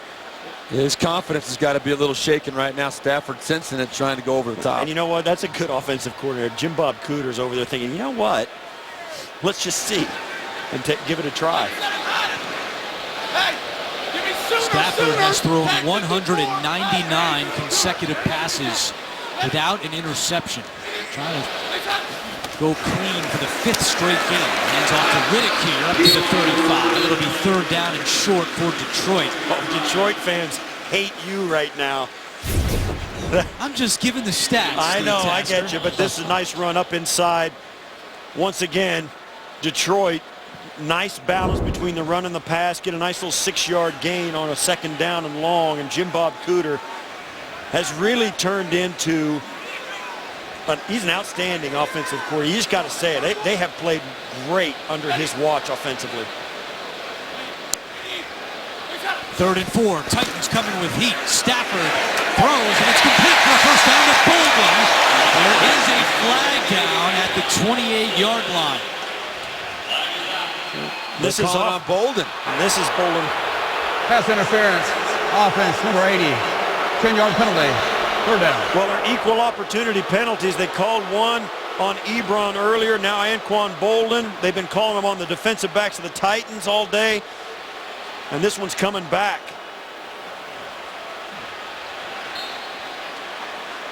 Jim Caldwell's got to be wondering, what in the world, how many yards have they lost and points have they lost due to penalties today?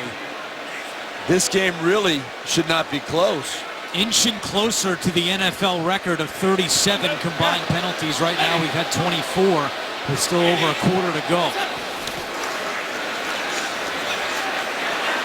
Stafford keeps it himself at the 40.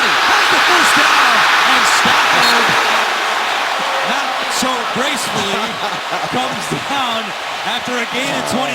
Oh, he's gonna get killed in film tomorrow. Oh, you hit it right, Andrew. Great job. Dick LeBeau told us nobody talks about the mobility of Matthew Stafford. They won't be talking about the grace of him either, but what a great job sensing the soft spot.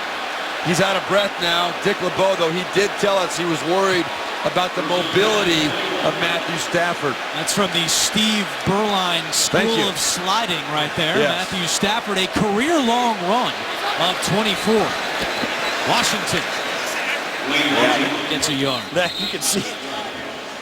But every quarter, you guys are all alike. Let me just tell you, Steve Berline, you run for 25 yards. The next play, you're going to hand it off to somebody. That ball is staying on the ground. Probably two plays.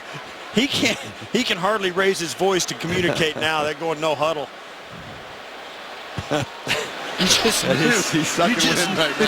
You just knew he was going to hand that football off. He's got 31 yards rushing. Second down and 8.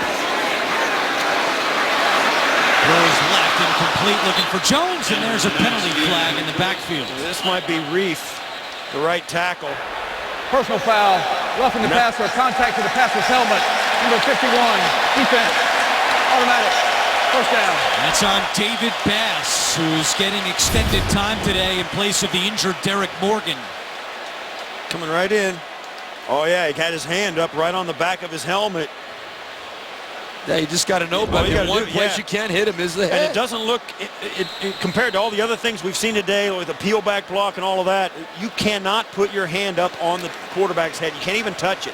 And he had his hand up, and it went right up Matt Stafford, the back of Stafford's head. That's a good call. No doubt. First and goal from the 10. Stafford to Jones, and McCourty tags him down at the 9. Yes, it's kind of a frustrating game, I'm sure, for the fans watching with all the penalties. It's kind of frustrating for us. We're talking more about them than we are the action on the field because they're so prevalent in this game. And I think, even the players starting to look around at each other going, it's kind of like something's in the air that's causing all of this. Man-to-man across the top right there. 12th play of the drive. Stafford looks that way, comes back to Riddick, makes the catch and then drops it. Riddick is an excellent receiver out of the backfield, but that one he could not hold on to. Oh, they had it lined up like they wanted. It looked like you can see there the open spot. He was going to be able to turn that corner if he could just pull it in, and they couldn't make the connection. That was a well thought out play, and the coverage was perfect. Yep. As you pointed out, it was man across the board. They had the look they wanted. They probably had some kind of a pick on that screen on the linebacker, and Riddick, if he catches it clean, he gets into the end zone. They had offensive lineman out in front of him. Decker was out there. Third down and goal. Titans defense trying to hold Detroit to another field goal. Stafford, end zone, incomplete. No flags. It was Damian Stafford on the coverage. That was well defended on both ends. They had good pressure, kept Stafford in the pocket. And injured Lion here. It's Eric Ebron.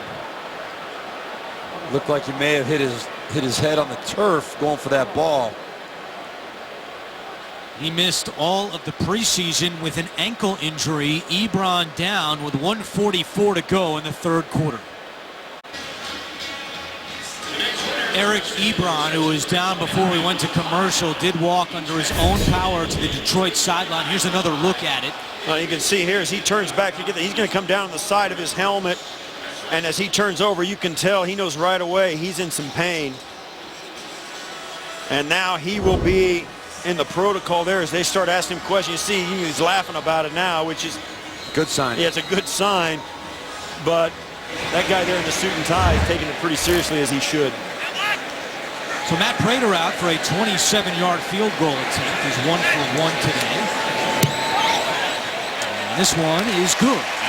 So with 1:40 to go in the third quarter, the Lions lead is now 15-3 over the Titans. The NFL on CBS is sponsored by Geico. 15 minutes could save you 15% or more on car insurance. And by CenturyLink, your link to what's next.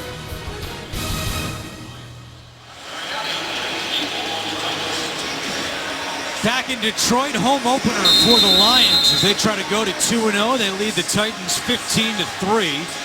Sam Martin will kick it away, and Mark Mariani is back deep. Injury update: Ziggy Ansah and Antoine Williams will not return for the Lions. Some key injuries for Detroit. A touchback for Martin, and the Titans will start this next drive at the 25-yard line. When we come back, you're watching the NFL on CBS. Week 2 continues later today on CBS, and for some of you on Fox, and then tonight with Sunday Night Football on NBC, and tune in tomorrow for Monday Night Football on ESPN. That's a big day in Detroit. First time ever, the Lions have cheerleaders. Fans have been asking for it, and the Lions granted that wish this year. So day 1 of the Detroit Lions cheerleaders. Earlier, this was the NFL and the unaffiliated neurotrauma consultant looking at the video of that Eric Ebron hit. Safety, #1 priority for the NFL. 1:40 to go, third quarter. Titans trail 15-3. First and 10 from the 25-yard line. Play action to Henry. Mariota over the middle. Wide open is Rashard Matthews. Takes a big hit from Tavon Wilson, but he gets to the 45 after a gain of 20. I really like the play. This is a great hard play action, and Mariota decisive. He knew exactly where his receiver was going to be. That ball was on the money, over the linebackers, under the safety. Rashard Matthews snapped it off perfectly.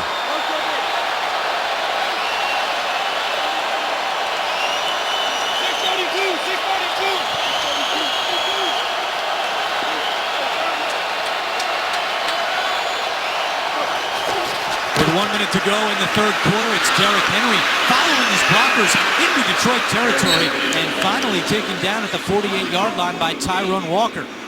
Yeah, one of the things that happened on this, the Lions went into a 2-deep safety look. They only had 6 guys in the box. The Titans had 5 offensive linemen and a tight end in there. They had enough blockers for everybody in the box. Just handed off. They had a hat on a hat. Turned into a nice game. Titans only had 64 yards rushing last week. 113 today with still a quarter to go. Mariota fires high and a flag on Nevin Lawson. And now a second flag comes in. I think they're all both for the same thing. One of the officials had trouble getting it out of his pocket. That hasn't been a problem for much of the day. Yeah, you'd think they didn't tuck it away too far. Had a lot of practice. Pass interference. Defense number 24. Oh, there it is. The ball is placed at the spot of the foul.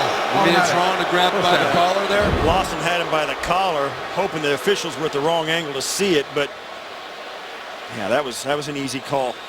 But it looks like right now the Titans are playing a strict numbers game. That time, Steve, they had 7 men in the box, inside the tackle tight end box, and that tells the quarterback to throw when you're trying to spread the field like that. Now, more conventional setup now.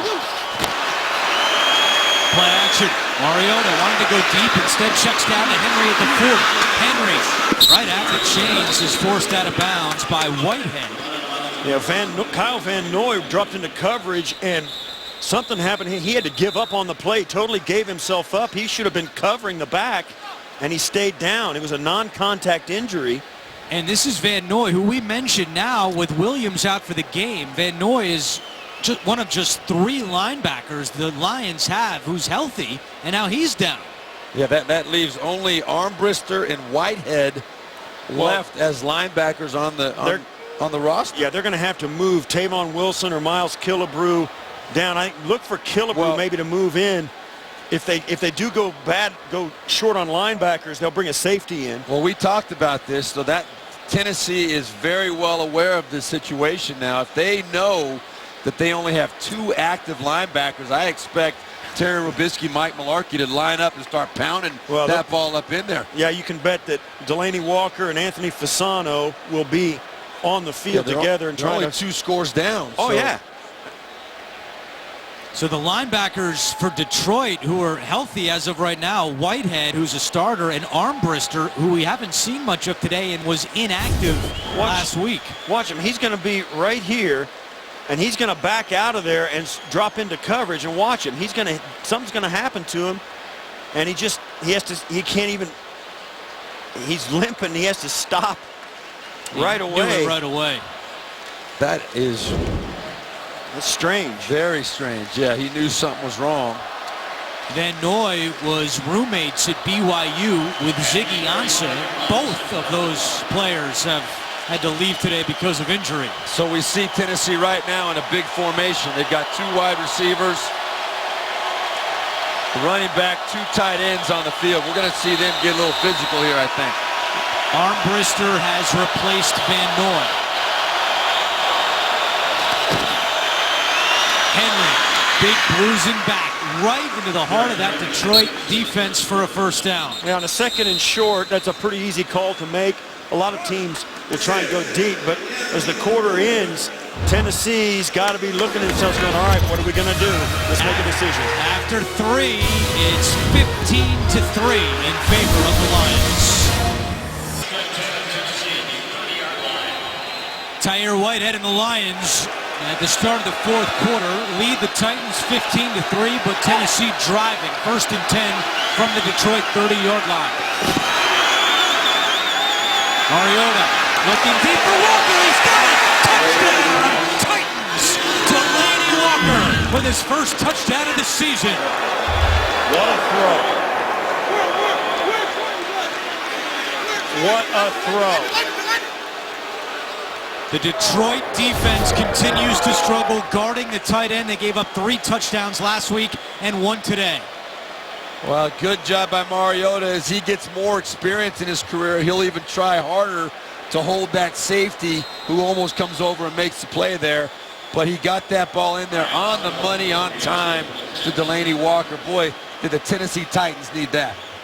25th career touchdown catch for Delaney Walker. A 5-play, 75-yard drive. And now here is Ryan Suckup for the extra point. And with 14:54 to go, we've got a 1-possession game. 15-10 is the score, and on that drive, Mariota 3 for 3 for 59 yards. Looks to have a bit of a cut. He's bleeding on the inside of his right leg. They're working on his calves on both sides. Overall numbers for Mariota, 15 of 21, 161, the touchdown and the interception. What you gonna? Well, the king of comedy is back on CBS. Kevin James returns in Kevin Can Wait. Premieres tomorrow after the Big Bang Theory, only CBS. Mariota looks to be okay. He's had great numbers in his career on the road coming into today in 6 road starts, 10 touchdowns, 1 interception. He's got 1 touchdown and 1 pick so far today. We spoke with him last night and asked him about the turnovers last week. 2 of them, which both led to touchdowns, and he said, look, it's like a sour taste in my mouth. I take all of my mistakes personally, but I'm confident that I'm only going to make the same mistake once. I'm not going to do it twice, and I know I'll learn from what happened last week. Lions will start the drive at the 25 as we go back to the touchdown. All right, here's Delaney Walker right here. What I want you to see, he's going to run up the seam right through here, and you got another seam route right through here. Watch the safety, right? That's what Mariota is looking for. He's the only one that can stop this play. As he gets more experience, he'll find a way to work that safety more to the other seam, because he knew right from the beginning he wanted to go to Delaney Walker. You got to try and help your receiver out. Fortunately, that ball was thrown perfectly, and a receiver made a nice catch. And then he hands it to a young Lions fan. How about that? First and 10, Stafford over the middle, completes it to Riddick out the backfield, slips a tackle. That is why Detroit, their running backs out of the backfield, so dangerous in space, as Kevin Dodd finally catches up to Riddick. Yeah, we sound like a broken record. Once again, a broken tackle by the running backs of Detroit to get more yards after a catch turns into an 8-yard gain instead of a 4-yard gain. 2nd and 2 really is a lot tougher to defend than 2nd and 6. But that's what the Titans got themselves into by missing tackles.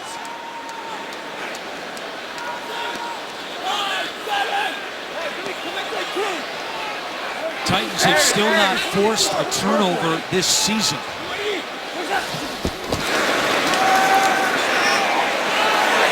Stafford on the run. And Marvin Jones brings that one down. 8th catch today for Marvin Jones. Gain of 10. Well, it's a nice play by Matthew Stafford, or by Marvin Jones. Really, the ball was late from Matthew Stafford. That ball should have been thrown earlier, in my opinion, coming out. Jones was open from the very get-go, and Stafford bought a little time. Fortunately, Jones was able to still make the play. 8 catches, 118 yards, moving closer to his career high of 122. Ebron in motion. Good sign to see him back in the game after he left earlier. And Riddick is slammed down by Avery Williamson. Yeah, Andrew. Ebron coming back into the field doesn't mean he's been totally cleared of the concussion. They're going to continue to monitor him every time he comes off the field. They'll go back and recheck him throughout the game to make sure that there isn't a delayed reaction to the contact he had with the ground earlier. Lions have still gone no huddle here, but slowed down a bit. They have different speeds that they can operate their no huddle. And as Jim Bob Cooter, the offensive coordinator, told us on Friday, a lot depends on the defense. Does the defense need a little time to catch its breath? Riddick spins away and picks up another Lions first down. Gain of 10 for Theo Riddick. Terrell Casey had 2 hands on him, and he couldn't pull him in. That's not something you see very much. And there's an injured Titan. That's Daquan Jones, is it? No, it's Williamson. It's not Jones. It's Avery Williamson, the 3rd-year linebacker out of Kentucky. As the Titans attend to him, will step aside. Thursday, your weekend starts here when the Houston Texans tangle with the New England Patriots. It's Thursday Night Football on CBS and NFL Network. And in the Patriots-Dolphins game, Jimmy Garoppolo went out with an injury, will not return. And now a short week for New England, getting ready for the Texans on Thursday. Meanwhile, Avery Williamson still on the field here in Detroit as the Titans training staff attends to the 3rd-year linebacker. Let's take another look. Yeah, it's easy to see what happens to him at the end of this play. He's going to just kind of clean up. The cleanup on the tackle is what's going to get him. As he turns, spins back in, he gets, you see there, it's pretty obvious why he's in some discomfort right here. His arm, his head, a lot of... Yeah, and they got him sitting up, kind of making him move his shoulders and kind of wiggle his spine a little bit to see if he's... Okay, that's... I'm telling you what. It hurts. I remember, that's one of the things I do not miss about playing football. Once in a while, it hurts. Williamson leads the team with 6 tackles. A lot of injuries today. Amir Abdullah will not return because of a foot injury. The Garoppolo injury in New England was a shoulder. He's out for the game. So injuries in week 2. A story as Stafford is brought down. Carl Klug getting back there for the sack. A loss of 6. That was the best pressure from the front 4 of the Tennessee Titans. You're going to see a real nice pressure off the edge. Coming up the field, Stafford has to step up, and Klug is right there doing what he's supposed to do, closing that lane. Yeah. Nice play by the Tennessee Titans defense. Tight little inside swim on Tomlinson. Each team with 3 sacks. It's 2nd and 16. Stafford again has slowed down the tempo here on this drive. Working some clock. 2 on the play clock. Stafford out of the shotgun. Looking deep down the sideline. And incomplete. Golden Tate nearly had that one. The whole stadium thought he had it. We did too. But in the end, he could not bring it in. If he pulled this one, it might have topped Odell Beckham. I don't know. Well, maybe not. But still would have been a heck of a catch. It looked until the very end as though he had it. 2nd tip, 3rd tip, and on the 4th one, the ground makes it jar loose. And Matt Stafford went from fist pump to head grab. Oh. That's a big play because now 3rd down and 16 from midfield. Titans trying to get their ball back. They only trail by 5. A screen to Riddick. Gets away from 1. Riddick still on his feet. And he's tackled short on the 1st down. Brought down at the 42-yard line after a gain of 8. And now Jim Caldwell is sending out the punter, Sam Martin. Yeah, it'd be a 60-yarder from there. Yeah, and this is just a screen pass. They're hoping that, there you go, you get the one broken tackle, but the Titans rally hard. Defensive linemen coming back, Klug and Casey and Daquan Jones all coming back to make that tackle to keep that from getting into field goal range. Mariani back deep, awaiting the punt from Sam Martin, who's the NFC Special Teams Player of the Week after a franchise record 55.5 net average last week against the Colts. And the play clock has expired. Delay game. Offense. 5-yard penalty. 4th down. You might want to decline it. 27 penalties now combined today. Makes it a more difficult, an They easier punt. Did they have the option to decline it anymore? You can decline, I don't know if you don't ever see them decline it anymore. It's an easier punt now. It is an easier punt now. You got more room. But it's further to cover as well. And when you're talking a game of inches on these return games, sometimes that extra 5 yards is all you need to give up a big one.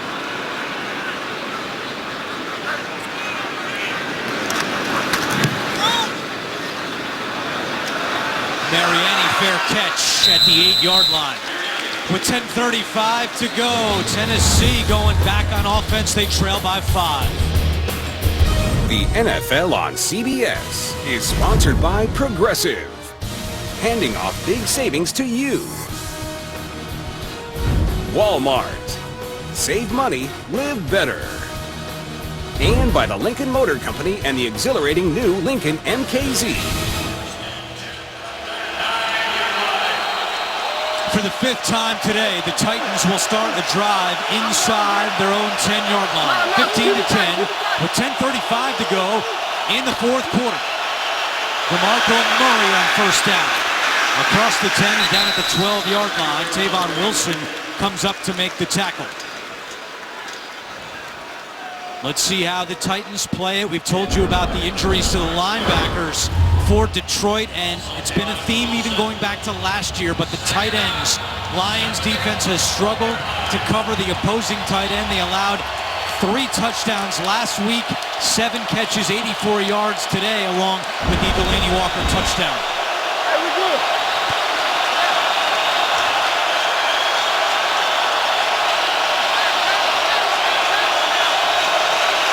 Now, number 51 in there for Detroit. He's a defensive end. That's Brandon Copeland. They've got him trying to play linebacker. And there's a penalty. It's going to go against Darius Slay. The Titans really struggled to get this play called. They were not lined up well. DeMarco Murray had to go to the other side. Marcus Mariota needed the snap. Defense number 23. By rule, the ball is placed at the spot of the foul. Automatic. Touchdown. That Titans really caught a break. Watches these guys come off. And that's an early, that ball was almost uncatchable to Andre Johnson as well. And he couldn't get the snap. Both receivers to the near side ran into each other and kind of stood there. There was nothing going on in that play for the Titans, and it comes out as a 1st down. 138 yards and penalties for Detroit. 1st and 10 from the 20. Mariota incomplete. Looking for Tajay Sharp at 2nd and 10. Steve Berlon, you mentioned Brandon Copeland into the game at linebacker. Yeah. He's a defensive end, but he does have some history of playing linebacker in the past. He's a converted defensive end, and out of necessity, he's having to play linebacker right now. And that must be their emergency contingency plan, but you can see out there on the field while they're playing, Tahir Whitehead, Thurston Armbruster, they're constantly trying to get him in the right position right now. He's at the top of the screen now in a pass rushing position. Matthews in motion on 2nd and 10. Quick pass and a short gain by Rashard Matthews. Darius Slay right on top of Matthews, and it's 3rd down. Yeah, it's interesting to me with 9:29 to go and you're down 1 possession. All of a sudden, Tennessee's throwing the football I around. don't like what they're doing right now, to be honest, agreeing with you 100%. It seemed like they had some rhythm going on the last drive.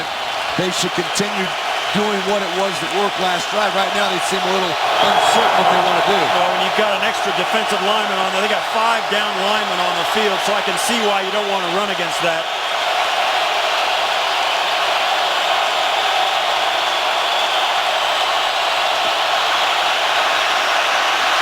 Mariota incomplete.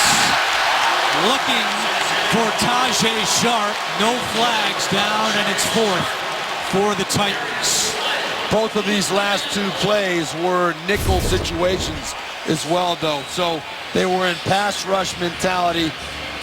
What's being illustrated here right now, Tajay Sharp should have maybe made that catch, but the lack of wide receivers for the Tennessee Titans has been a theme. They really don't have a whole lot. With Kendall Wright being out with the hamstring injury, they do not have a lot of depth at the wide receiver position. Brett Kern punts it away to Andre Roberts. Good punt, driving Roberts back to the 22-yard line. Roberts out of bounds, close to the 35-yard line. 15-10, Lions in front, 8:40 to go in the 4th. 8:40 to go in the 4th quarter, and the Lions back on offense, 1st and 10 from the 36-yard line. They lead at 15-10. Stafford going to the air on 1st down, and Golden Tate, does he have it? Or does McCourty have it? They give it to Golden Tate. A shared possession goes to the offense, but they both had that ball. And now Bolden and Stafford pushing and shoving. Bryce McCain, who's been flagged 3 times today with an extra shove. No flags on the play. What a catch by Golden Tate. Yeah, it's who gets the leverage and who can kind of wiggle it away from their opponent. You see here McCourty. You see there they got 4 hands on it. It's a battle. 8-yard gain. 2nd and 2. Washington tripped up in the backfield. Damian Stafford having a nice day for the Titans. It'll be 3rd down. Well, in just 2 days, NCIS's Michael Weatherly returns to CBS in the new legal drama, Bull. It premieres Tuesday after NCIS, only CBS. Can the Titans defense come up with a stand here? Detroit with a 3rd down and 4.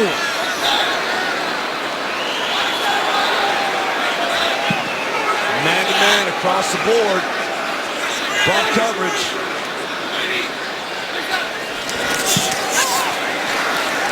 Stafford looking for Golden Tate. He's got a step, but it's incomplete.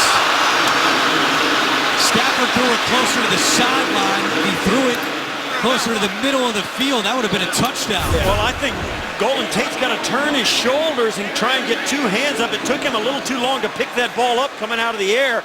He couldn't get his shoulders around and get 2 hands up for it. I agree with you, Steve, but Matt Stafford knows too, and as a quarterback, that ball's got to be kept away from that sideline. He was 2 steps behind the defender. If he keeps that ball in, maybe puts a little bit more air on it, I think Golden Tate comes down with that ball.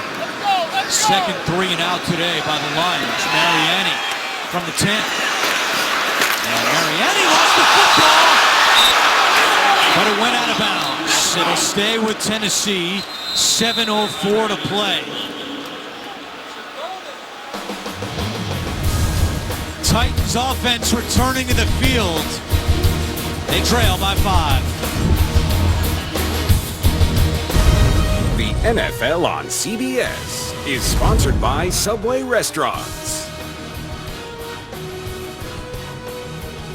and by AT&T, mobilizing your world.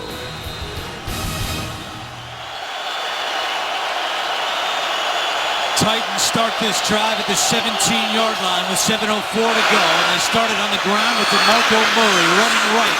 Murray following his blocks and shoved out of bounds at the 27-yard line. Wow, that's a run. That's what I think Tennessee needs to do right now. We've documented these linebackers. Even though Copeland, number 51, is a defensive lineman, he's not used to playing in space at this level as an outside linebacker. Yeah, he's kind of taking the guy on as a defensive lineman would instead of a linebacker, where he's got to extend his hands and keep leverage and be able to move both ways off that block. He just kind of took it on and moved himself out of the way. 88 yards rushing for DeMarco Murray. They call his number again, and Murray this time is spun down. Armbrister makes the tackle.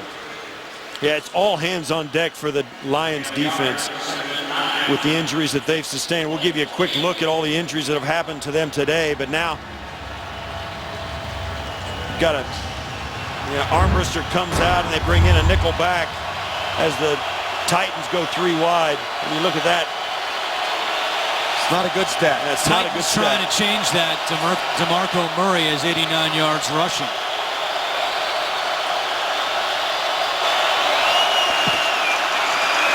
Mariota to Murray. And he gets to the 32-yard line. We spoke with DeMarco Murray last night and said, in the offseason, did you go back and look at any of the film from last year in Philly? And he said, no, I will never look at the video from last year. I'm putting that one away and moving on. Well, they talked so much about the year he had in 2014 with Dallas. He had 392 touches that year. And that's why a lot of people thought, you know what, he's not going to be able to duplicate. That's a workload. But today, he's looked fresh and ready to go. And the year off, so to speak, in Philadelphia has helped him. Big play here, 3rd down and 5. Mariota, sharp, makes the catch for a 1st down. Yeah, that's a clutch play by a rookie. Yeah, they said, and we spoke about it earlier, Sharp is a guy that has come in as a rookie in training camp and in OTAs, and has just been wise beyond his years. He's emotionally ready to play in the NFL, and coaches think he's intellectually ready. He's just a real veteran type of personality that has really taken to the pro game. Terry Robisky said it best. He's not a rookie trying to fit in. He's a rookie trying to win. And he comes up with a clutch catch on 3rd down right there. 4:40 to go. Each team with 3 timeouts remaining. Play action to Henry. Mariota to Philip Supernaw, who's tackled at the 46-yard line. That's just the 7th catch of Supernaw's career. But, you know, right there, little thing, but if that ball, if Mariota puts that ball on him and he doesn't have to go down and catch that ball, he's running to the sideline with people chasing him. He picks up a good 6-7 more yards minimum. You never know, he might break a tackle. Those are the little things that you just got to find a way to improve the execution.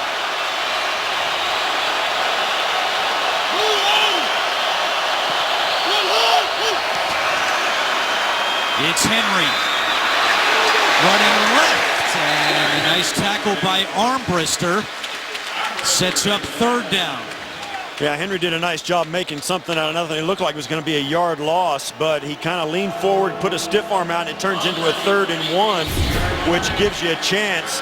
But the Titans, I think with 3:34 to go, I think you got to think about down. It's 4 down territory unless you take a big loss.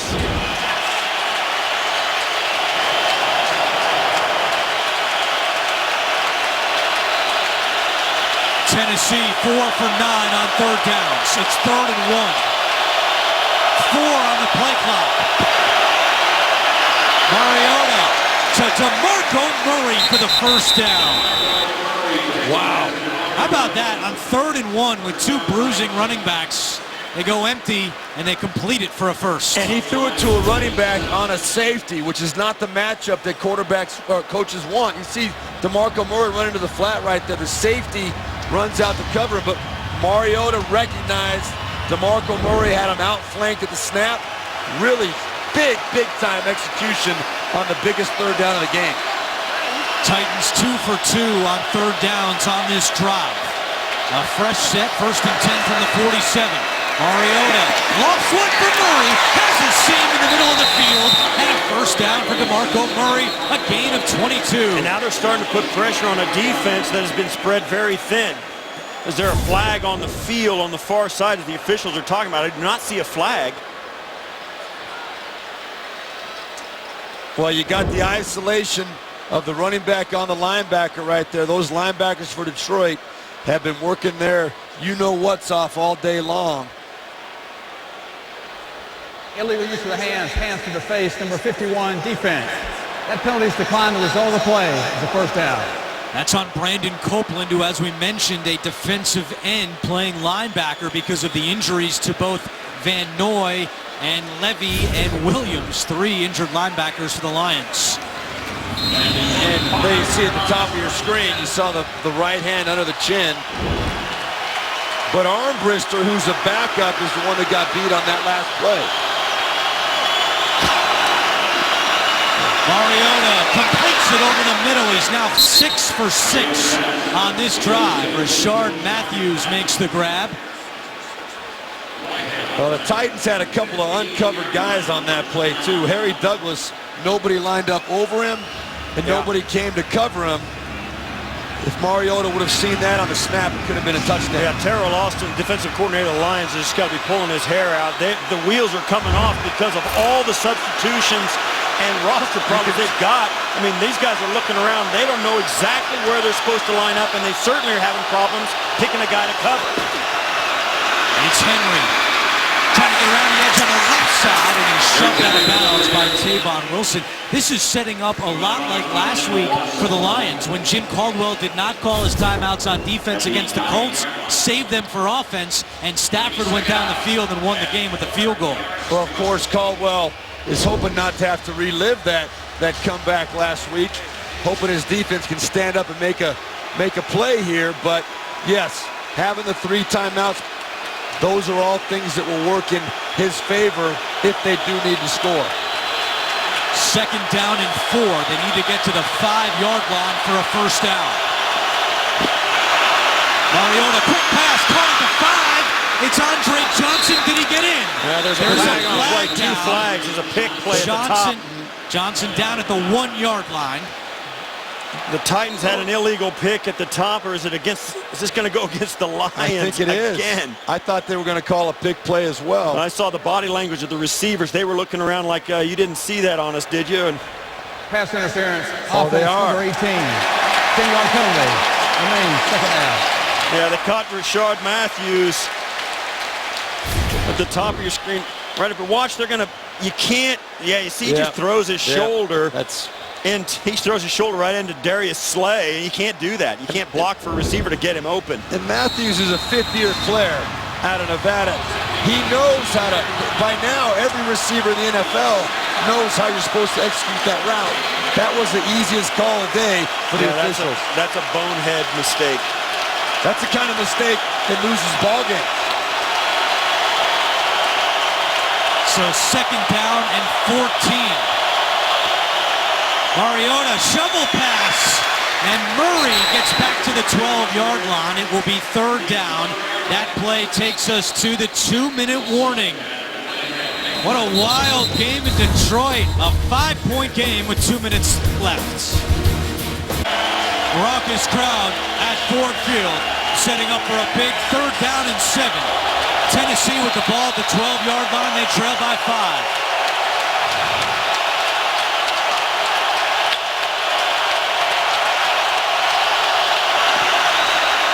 Mariota, and that pass well short of a 1st down to Tajay Sharp. And now what do? You do have 3 timeouts.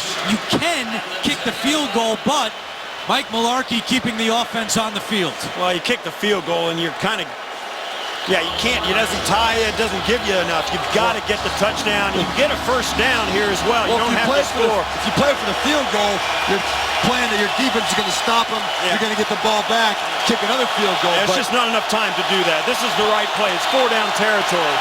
They need to get to the 5-yard line for a first down. Mariota with time, end zone, and it is caught! Andre Johnson! What a play! On 4th down, Andre Johnson with the 69th touchdown of his career, and now the Titans will go for 2. How does he catch this ball? I have no idea how that ball got in there. He is well defended. There are guys all around him, and he pulls it in. Wow. That's why he's going to be a Hall of Famer when it's all said and done. You make big plays when you get the chance at big times in games. When you get down here, it's an old adage, but it's true. You don't think about play calls, you think about players. You got a Hall of Famer on your roster, give him a chance, and Andre Johnson comes through. Big play here, though. That would make the field goal, would tie it. If the Titans don't get the 2, then a field goal would win it for Detroit. Mariota rolling right, runs into his own man, and the 2-point conversion is no good. He tripped over DeMarco Murray. So now with 3 timeouts and 1:13 to go, all the Lions need is a field goal to win the game. DeMarco Murray just got blown into the backfield right there. That was Whitehead. Yeah, to hear Whitehead just pushed DeMarco Murray right into him. Yeah, DeMarco Murray didn't act like he knew that Mariota was rolling to his right. Well, this looks a lot like last week when in Indianapolis, the Lions, with 3 timeouts and 37 seconds to go on the clock, went 5 plays, 50 yards in 33 seconds. It led to the game-winning field goal by Matt Prater. You know, I'll tell you, on a day like today, if I'm Mike Malarkey, I might think about putting this ball high in the air, inside the 5-yard line, outside the numbers if you can, and see if you can gain some field position by pinning the Lions down inside their 10 or 15-yard line. A lot's been said about the debate that would happen, and guys say if the situation's right, that's what you do. If Mike Malarkey wants to take the chance and get some extra field position, this might be a point where you ask your coverage unit to give you some help inside the 20-yard line. All of that because of the new rule with the touchback ball coming out to the 25-yard line. Suckup kicks this one into the end zone. So the Lions with 3 timeouts will start at the 25-yard line. A reminder coming up next, most of you will see the Colts and the Broncos or the Falcons make a run at the Raiders and the Jaguars tangle with the Chargers. Check your local listings. Well, last week, down 1:37 seconds to go, we just showed you. And what the Lions said after the game is they practice this scenario all the time. Matthew Stafford directing traffic, 3 timeouts. They just got to get into Matt Prater field goal range for the win.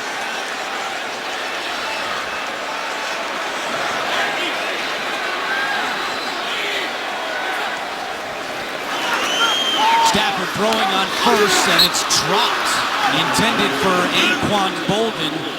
It'll be 2nd down and 10. Matthew Stafford in familiar territory. Game-winning drive last week, and since 2011, no quarterback has more game-winning drives in the 4th quarter or overtime than Matthew Stafford.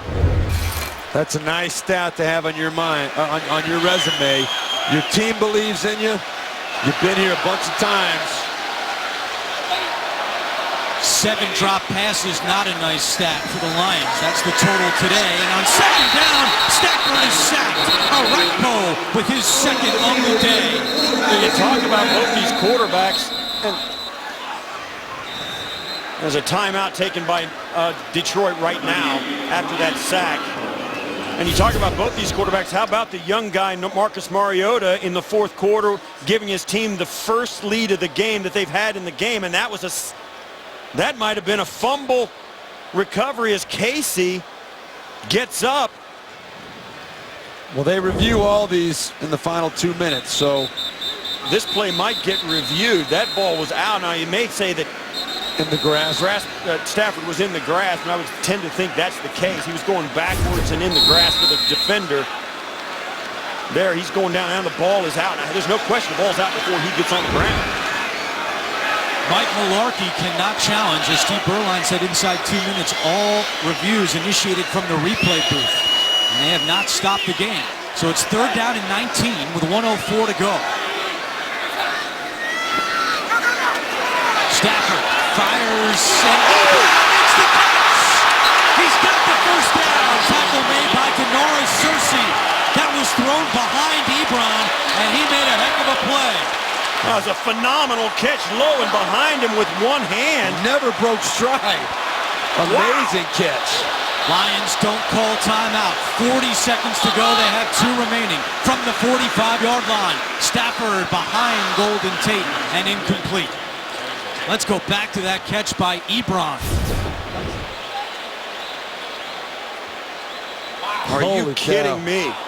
Running full speed across the field. Puts his left hand behind him and brings that in. Does not break stride. That's a heck of a play. Lions need about another 20 yards for Matt Prater. He does have a 64-yard field goal, the longest in NFL history. That was in Denver.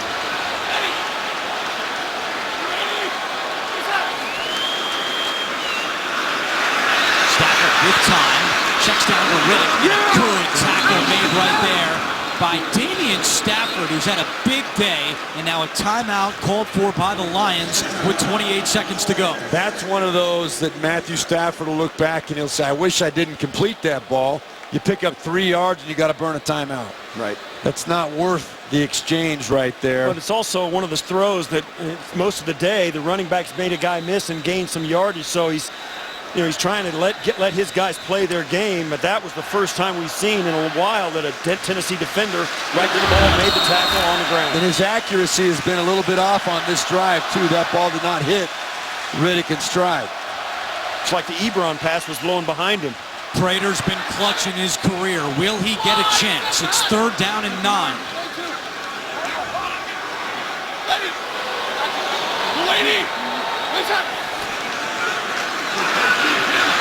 Stafford, Parrish Cox, and he wisely goes to the ground.